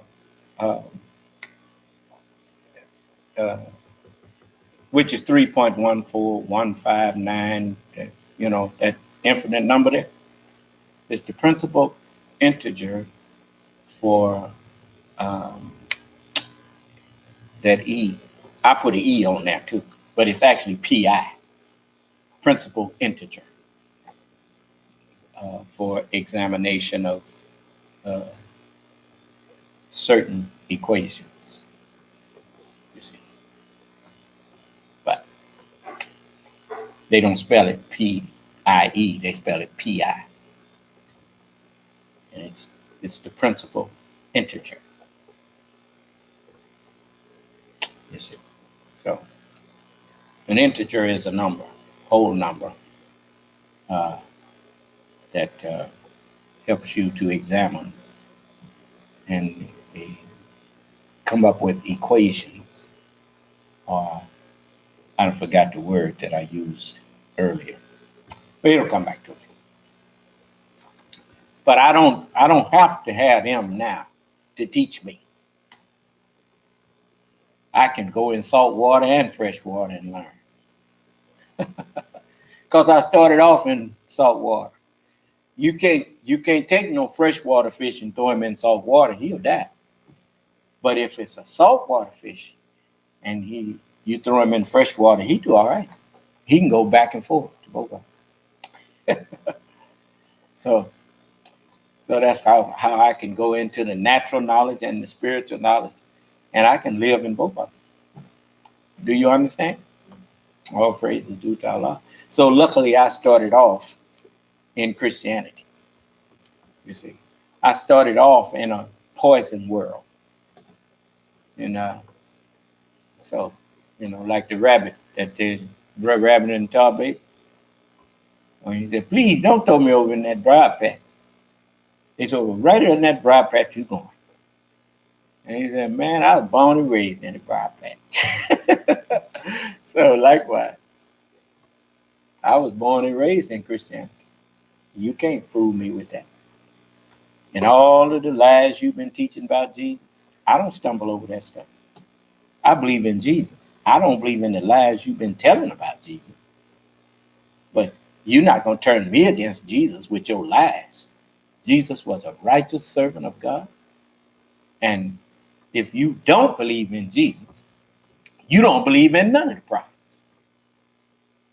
Any prophet that you don't believe in, that's a manifestation that you don't believe in any of them. Because they are all one.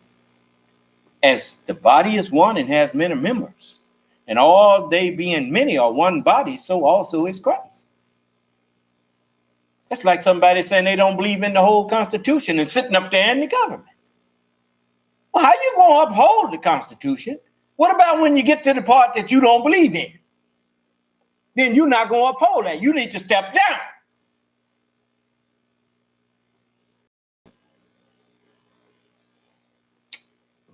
See how I trap them? Huh? Everybody think they got an argument for me. It's like people who claim that they follow the messenger. What about when the messenger say that if God had sent 1,000 preachers, he said he'd bowed out of that sin. Because he don't think God is so weak that he had to send 1,000. Let's see here.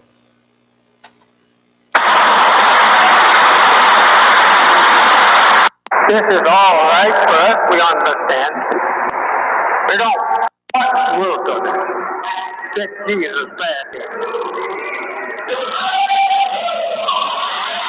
God still is king. Not much now.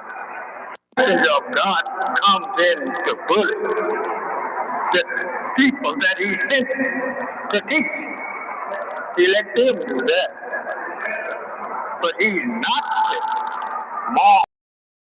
Thousands of preachers of Christianity in the country of America.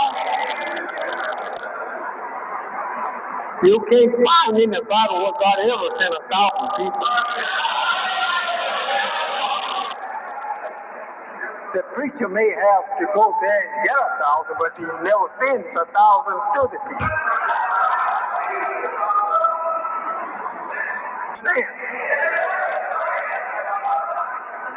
But I'm only wanting you to understand. If there has been sent with me 1,000 more Elijah Muhammad, you would have seen me bowing out that week. Because I didn't thank God. Now, I remember the messenger said, I can show you how to attack what I'm teaching. And I can show you how I can ward off your attack. Huh? See? I'm going to show you a little of that now. Now watch this. I'm not making fun, but I'm only wanting you to understand. If there has been sent with me 1,000 more Elijah Muhammad, you would have seen me bowing out that week. Because I didn't think God was so weak that he would have to send in 1,000.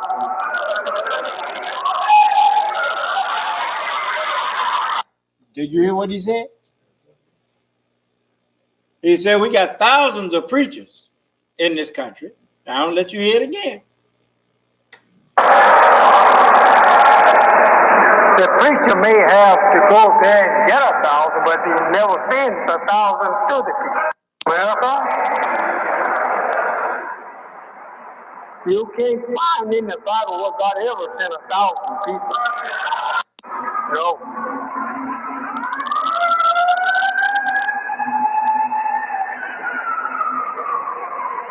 We have thousands of preachers of Christianity in the country of America. You can't find in the Bible what God ever sent 1,000 people. The preacher may have to go there and get 1,000, but he never sends 1,000 to the people. Did you hear that? Said, you ain't read nowhere where God ever sent 1,000 of preachers. He said, we got thousands of preachers in America. He said, but you ain't read nowhere where God sent 1,000 preachers. Well, then why did the... I didn't hear you.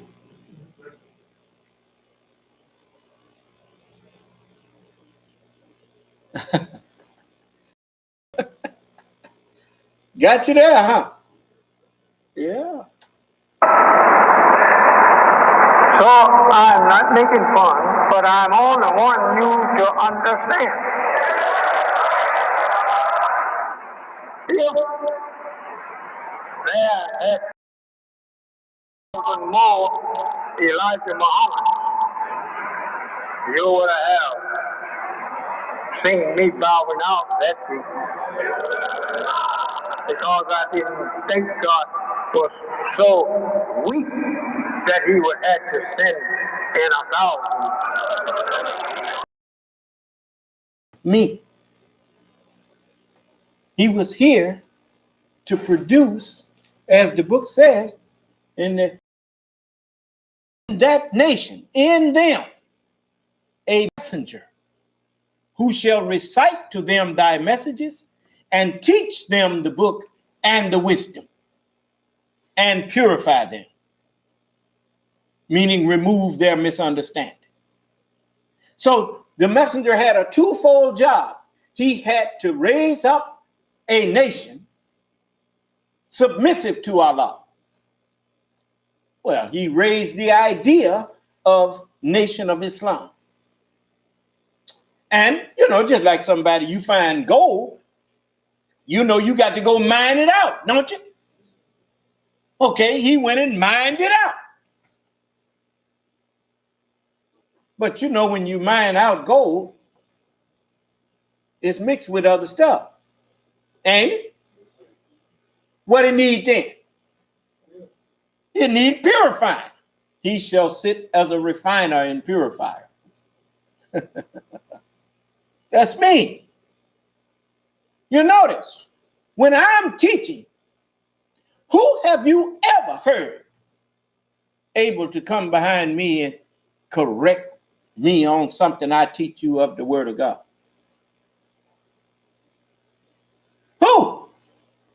Go back and listen to Geno Jennings. It is big mouth self. Did you ever hear him call himself correcting me on the understanding of the scripture?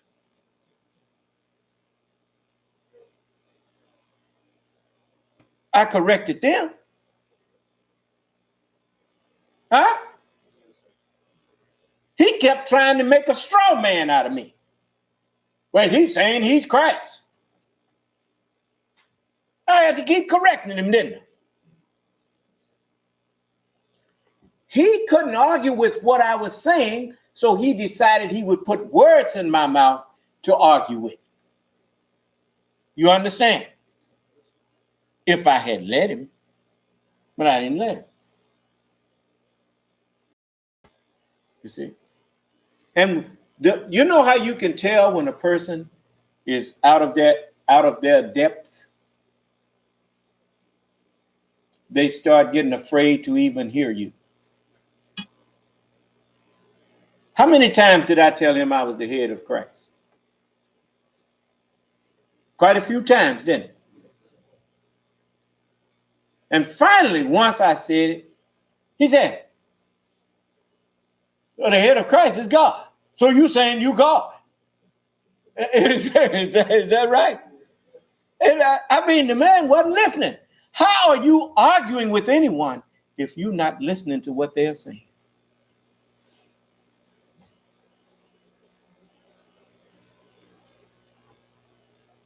You see, so, it's just like, I didn't even bring up hell when I was talking to that man today. He brought it up. Which Allah made him bring it up, reminded me, what to do. Huh? And I did it too before he left here. Cast his behind in the hell. These people got the wrong understanding of hell. You see, that's why when I did it, he didn't think nothing of it. It was like a judge. I find you in contempt.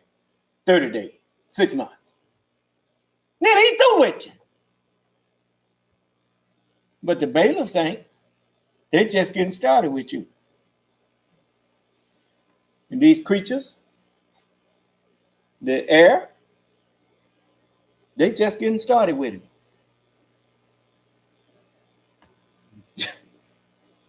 Yeah. So, yeah. I told you, your sensory system is angels. They do as they are commanded.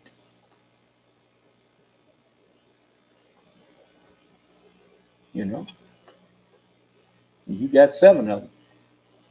And you like a mouse in the middle. Your flesh is like a mouse in the middle of 7 cats. And if one of them start malfunctioning, for you and start doing something they ain't got no business. Your sense of touch, for instance, if it start acting up and making you feel like something crawling on you when it ain't. Huh? Yes, sir. How would you like that? Or at the same time, just decide to go to sleep on you, where you can't feel nothing. And you could cut yourself, step on something that's cut your foot, and you wouldn't even know it. You don't want to play them games. The old saying go, people that live in glass houses ain't got no business throwing no stone.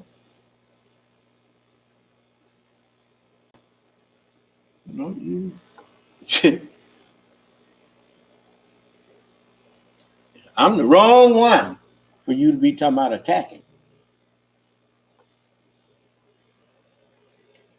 So you heard the messenger tell you if there have been 1,000 preachers. Why? Because he said, I wouldn't think God was so weak that he have to send 1,000. Huh? So I'd have bowed out of that sentence. No. The messenger said of Farrakhan, he said, this is one of the strongest national preachers I have in the bounds of North America. And you notice, his advice to me was, everywhere you see him, look at him. Everywhere you hear him, listen at him. Everywhere he advised you to go, go. Everywhere he advised you to stay from, stay from. I remember his advice. Don't organize black people to march. Organize black people to build. So when he started marching, I remembered his advice and wondered why he ain't taking his own advice. Huh? But whether he took his advice or not, I took it. And while he was marching, I've been building. Do you understand? And while he been running around here trying to, with proposals, I've been, instead of begging, I've been working. Learning. You don't have to have a lot of money to be productive, but you do need talent. So while he was collecting and trying to get money, I've been acquiring talents. You see?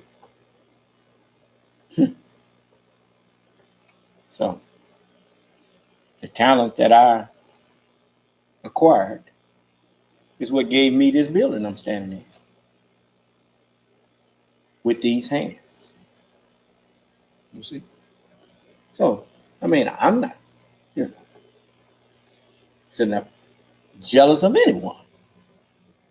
Being poor made me learn how to do something. So I can't even cry about having grown up poor. Because even though I'm poor, in the sense that this world looks at poor, I'm rich in talents, in knowing how to do things.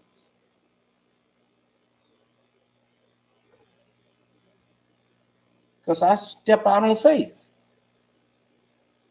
I mean, have you ever watched a bird building a nest? What school did he go to? Where did he learn how to do that? But if Allah taught a bird how to build a nest for himself in a tree and whatnot, you think he couldn't teach me how to build something for myself? So Allah taught me how to build something for myself. He said, look, you don't have to go and try to reinvent nothing. You see this rook here? You notice you don't see no wall in the middle of this big wide space here.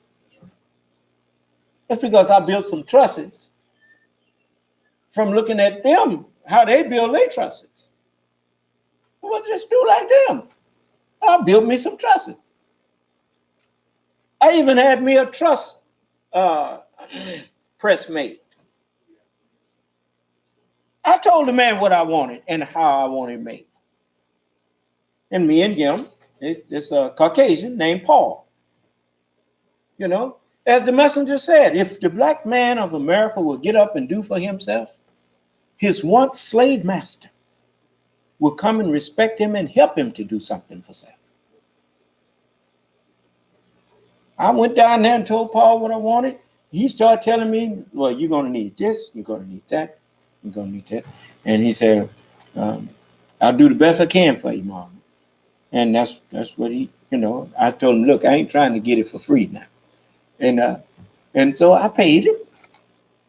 But he didn't charge me no arm and a leg for it. Had me a long trailer, and I was able to make me some trusses on that trailer with that thing that's go up and down. I could slide the whole thing from one end of the trailer to the next and back and forth across, so I could press those gang nails. That's what they call them, truss plates, gang nails. And I pressed them into it, and that roof ain't sunk none. So, you know, so I'm thankful for what I have learned.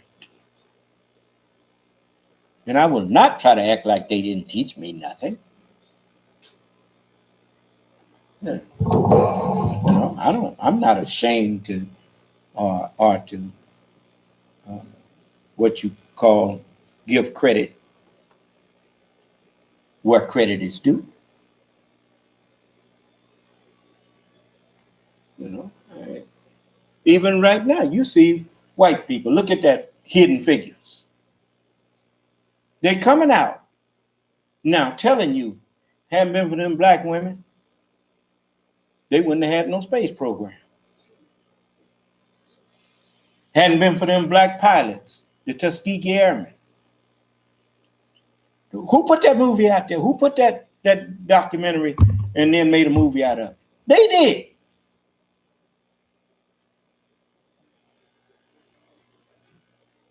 No. I like peace. If you like peace, then you can tell when somebody likes peace. They go in the way of peace. And if he ain't fighting me, if he ain't attacking me, well, then why should I attack him? That don't mean I'm not going to tell the truth on him. Don't be trying to come in here and get me to say white people ain't the devil. They is the devil. That's what God said they are. But at the same time, when the sons of God came to present themselves before the Lord, who came with them? The son of perdition came with them. He wasn't God's son too. He's the son of perdition. And the Lord asked him, where you come from? They said, from going to and fro in the earth and from walking up and down in. Then to show you that he was doing the Lord's will, he said, have you considered my servant Job over there? That he's a perfect and upright man that fears God and escheweth evil? And Satan said, yeah, that Job fear God for naught. Thou hast blessed the work of his hands. You've put a hedge about his house, and you gave him everything. Take it from him, touch it, and he'll cuss you to your face. Like I would. Well, that's what he was judging Job by. He was judging Job by the way he would do. And so you hear the white man do that all the time. Everything go fine for him. He said, yeah, God, thank God, thank God. And then when something happened to something that he had, yeah, well, why did God let this happen?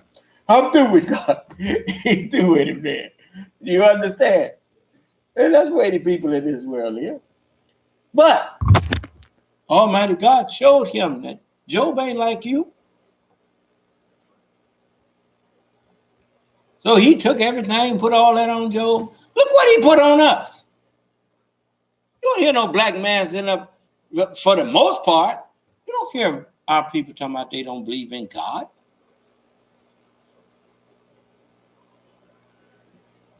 You can't turn us against God. No. Don't care what happened. If it was Allah's will, I'm satisfied. And it was his will. Don't nothing happen on his planet without it being his will.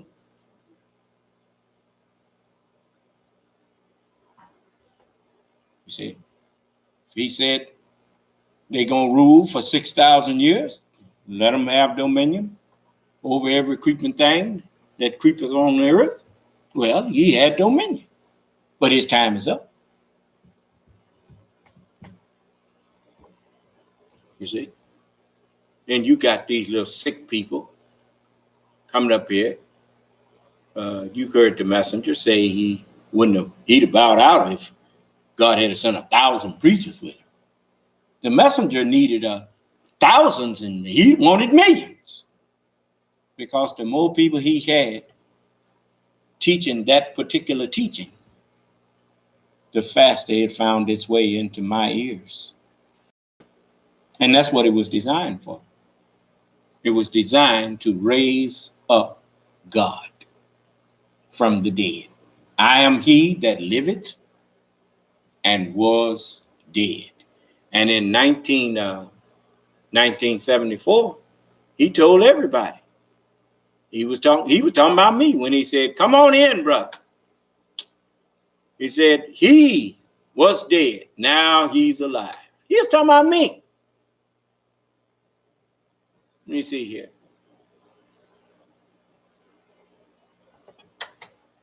Muhammad, he will be told to. Yes, sir. He taketh the kingdom from whom he pleases.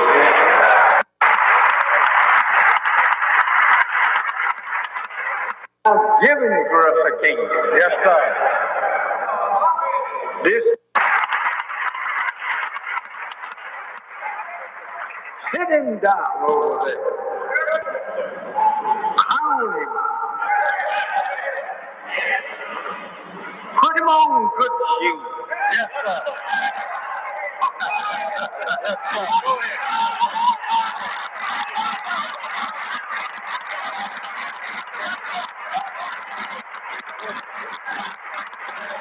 Get up, brother. And recognize your brother. That was wrong. And is now found. Yes, sir. Yes, sir. Get up. Give him a place at home.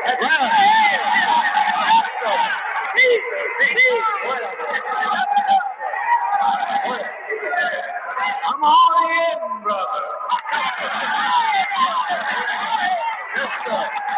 Look at that. Hey,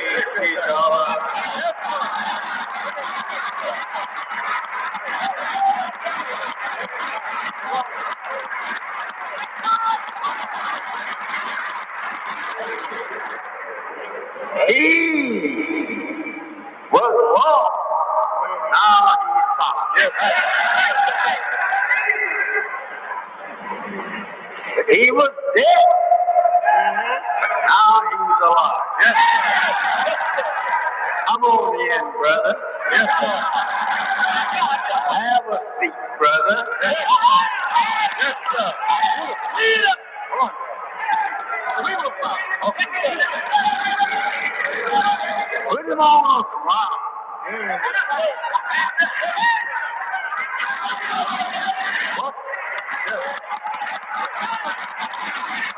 Now watch him tell him, this is it.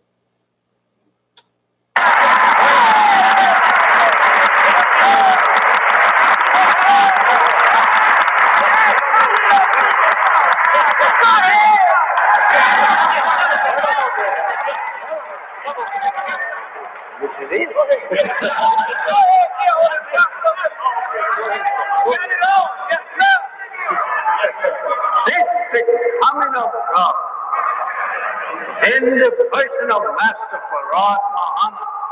When you understand the meaning of God, then it gets clearer. Since the coming of the grantor of dominion, the coming of the truth in the person of Master Farad Muhammad. Yes, since the coming of that truth. What did the messenger say to black man God here? Yeah. Say the black man was created from truth. He was made from truth. He wasn't made from falsehood. He was created from truth because his God was truth, making him truth for us all. So the grantor of dominion is the truth. And now the truth is clothed with the vesture that have to stay dipped in blood. And teaching to you and me that he has such good that is written. Yes, sir. Now he has found us. Now what must be done? We cannot sit down. We cannot lay down. Yes, sir. We must get up. Yes, sir. And go to work. Yes, sir. Praise be God. Yes, sir. Yes, sir.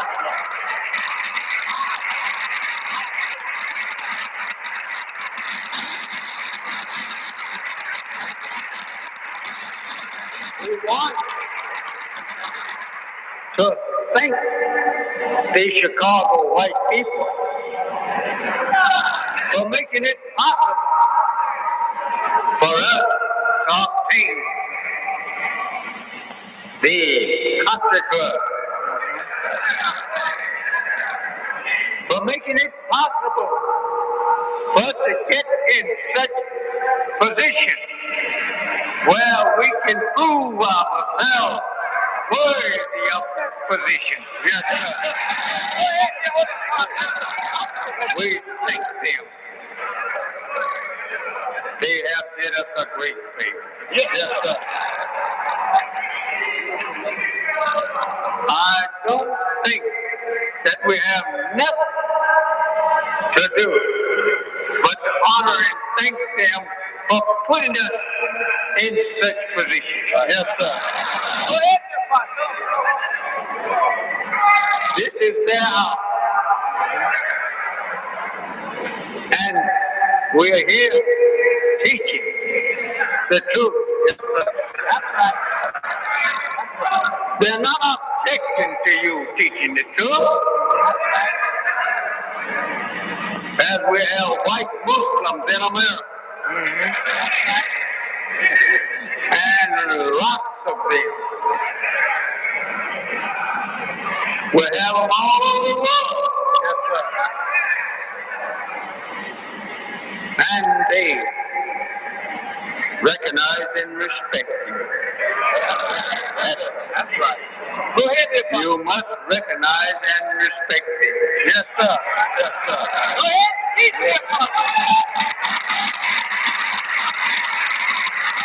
And then here comes some little rock.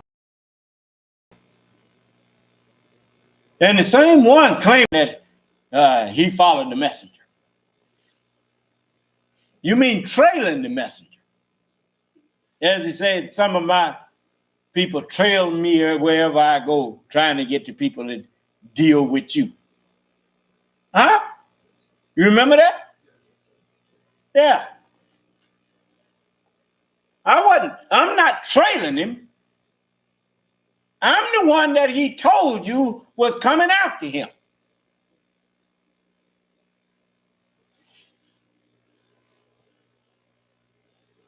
That's why you have to shut your mouth at me.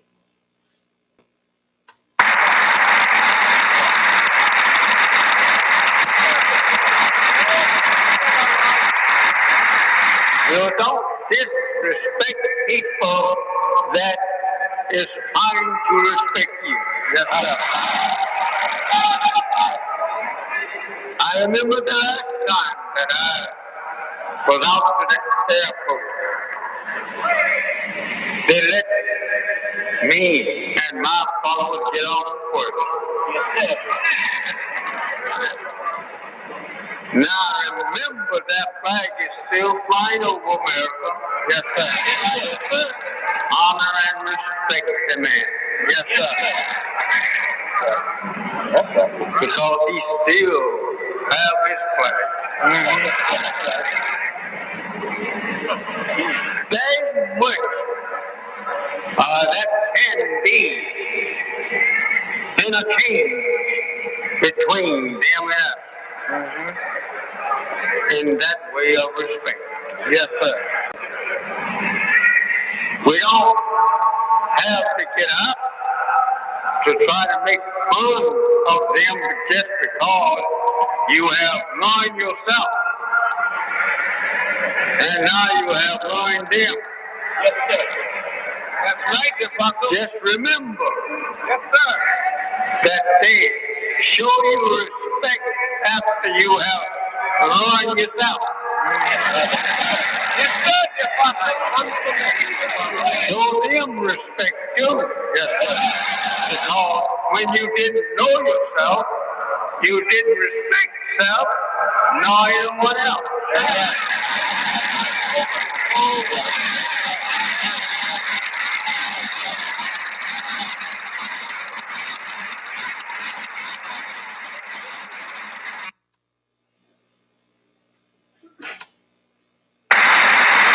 We used to disgrace ourselves and them too. That's right. Because we didn't know ourselves. Yes, sir. But now we respect ourselves and we respect it. Yes, sir. Praise be to all. Yes, sir. You go out there disrespecting the art of this land. They are done as long as they're in power. Yes, sir. I think you will be showing disrespect for the honor that has been conferred on you, yes, sir, and me by God. Yes, sir. Thank you, dear Holy Father. Yes, sir. Respect everybody. Everybody will respect you. Right. Thank you. Just like the foolish man today didn't recognize the respect that he was shown. And in exchange for the respect that he was shown, he showed me disrespect. He didn't even notice that my follower didn't have to call me to get permission to bring somebody by here. He wanted to see me. The brother brought him to see me. Huh? And instead of him showing respect, he want to come in here and doing to me what he would not do to Farrakhan.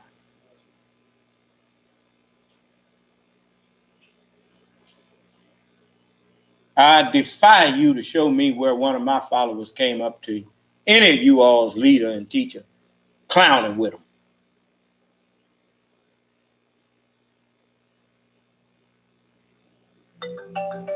My followers don't do that. If they come in your leader's presence, they show him respect. And if they don't feel that they can keep a respectful attitude or dialogue, they excuse themselves.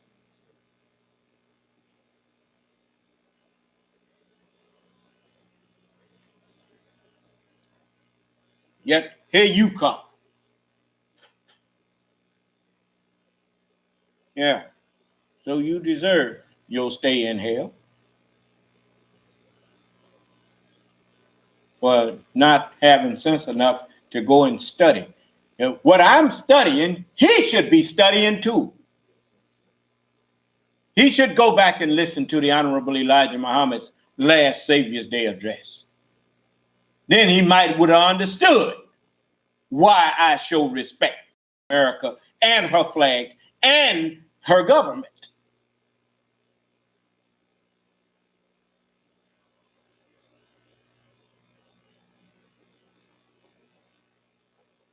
You look mighty stupid demanding people show you respect while you running around showing your behind to them.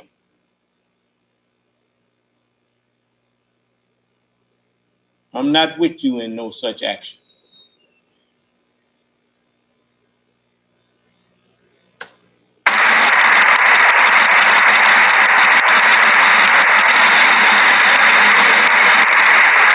If God give way to them to rule, then you honor their ruler. That's right. As long as they're in power to rule, then respect them. Yes, sir. This I mean from my heart. Yes, sir. Yes, sir. Everywhere we go, respect people, and people will respect you. Yes, sir. Yes, that's right. Don't think that you are so great now just because God promised you the kingdom. Wait until you get in it. Yes, sir. And except you be converted and become as a little child, you shall in no way enter into the kingdom of God. Coming in there with your proud look and your arrogant attitude to me. I ain't got to teach you nothing. And if I don't open the kingdom to you, you don't get in.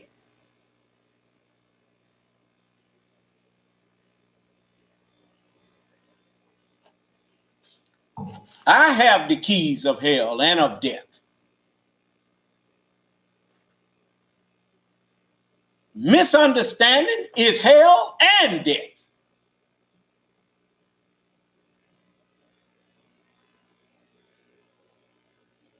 To man. If you don't believe it, you go pick up the wrong thing go drink some bleach, thinking that it's a jug of water. You'll soon learn that what hell is. Huh?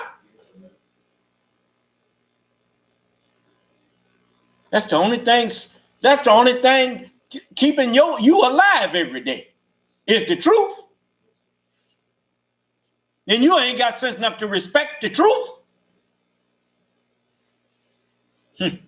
You won't be in this universe for long. Your time in this form, in this universe, is definitely temporary assigned duty. You'll be gone after a while. And no one will ever remember you. So, anyway, it's late. And I want to say to you who are in the Congress, remember that oath you took. And remember the oath that the president took. Let me show you now. Did I play Donald Trump taking the oath? No, sir. I want you to see him taking it now. He took the oath. Oh, yeah, it is. Let's see here. An honor to introduce the Chief Justice of the United States, John G. Roberts, Jr., who will administer the presidential oath of office. Everyone, please stand.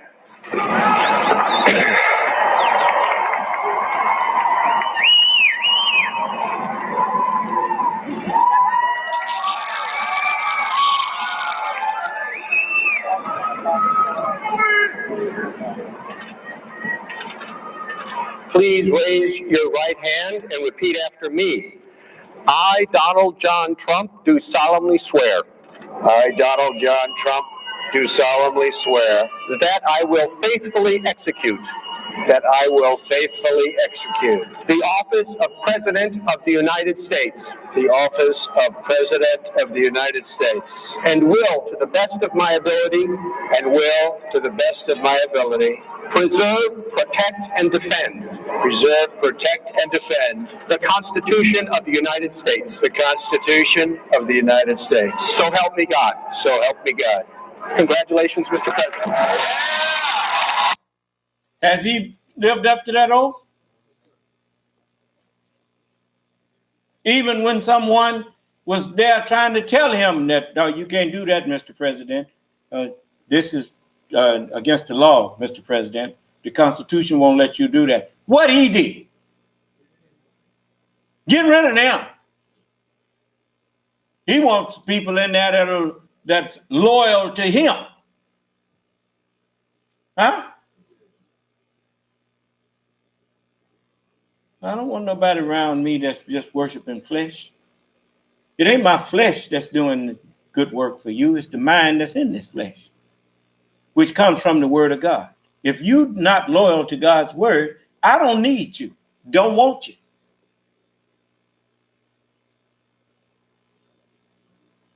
I ain't looking for no groupies.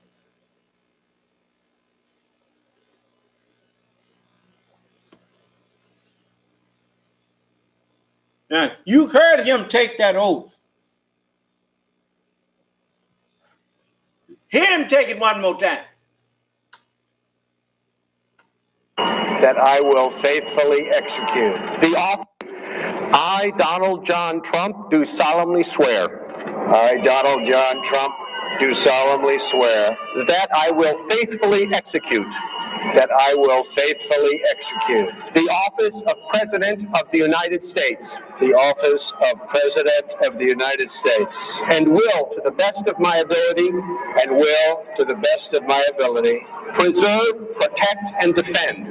Preserve, protect, and defend the Constitution of the United States. The Constitution of the United States. So help me God. So help me God. Congratulations, Mr. President.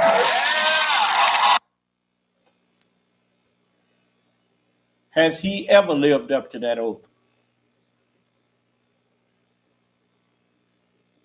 Or has he become an enemy to the Constitution? Then why is the people in the House and Senate acting like, I mean, what did his cohorts say that Devin Nunes, this is a circus? They call a lawful act. He calls a lawful act of the House of Representatives and Congress a circus.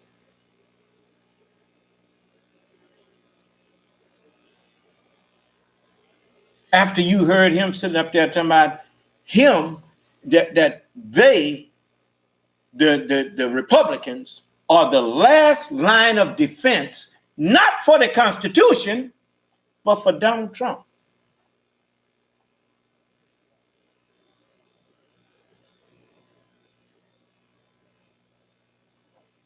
Snakes in the garden. Okay, if you want to let them do that to you, that's you. Okay. Well, don't say I didn't warn you. Just like I warned you about them guns and stuff. I warned you about that man before he got in that office. I told you he didn't mean you no good. Okay. So I'm gonna let y'all go now, unless somebody got a question they want to ask me. Well, if there are no questions, then may Allah bless us and keep us safe and in our right minds. And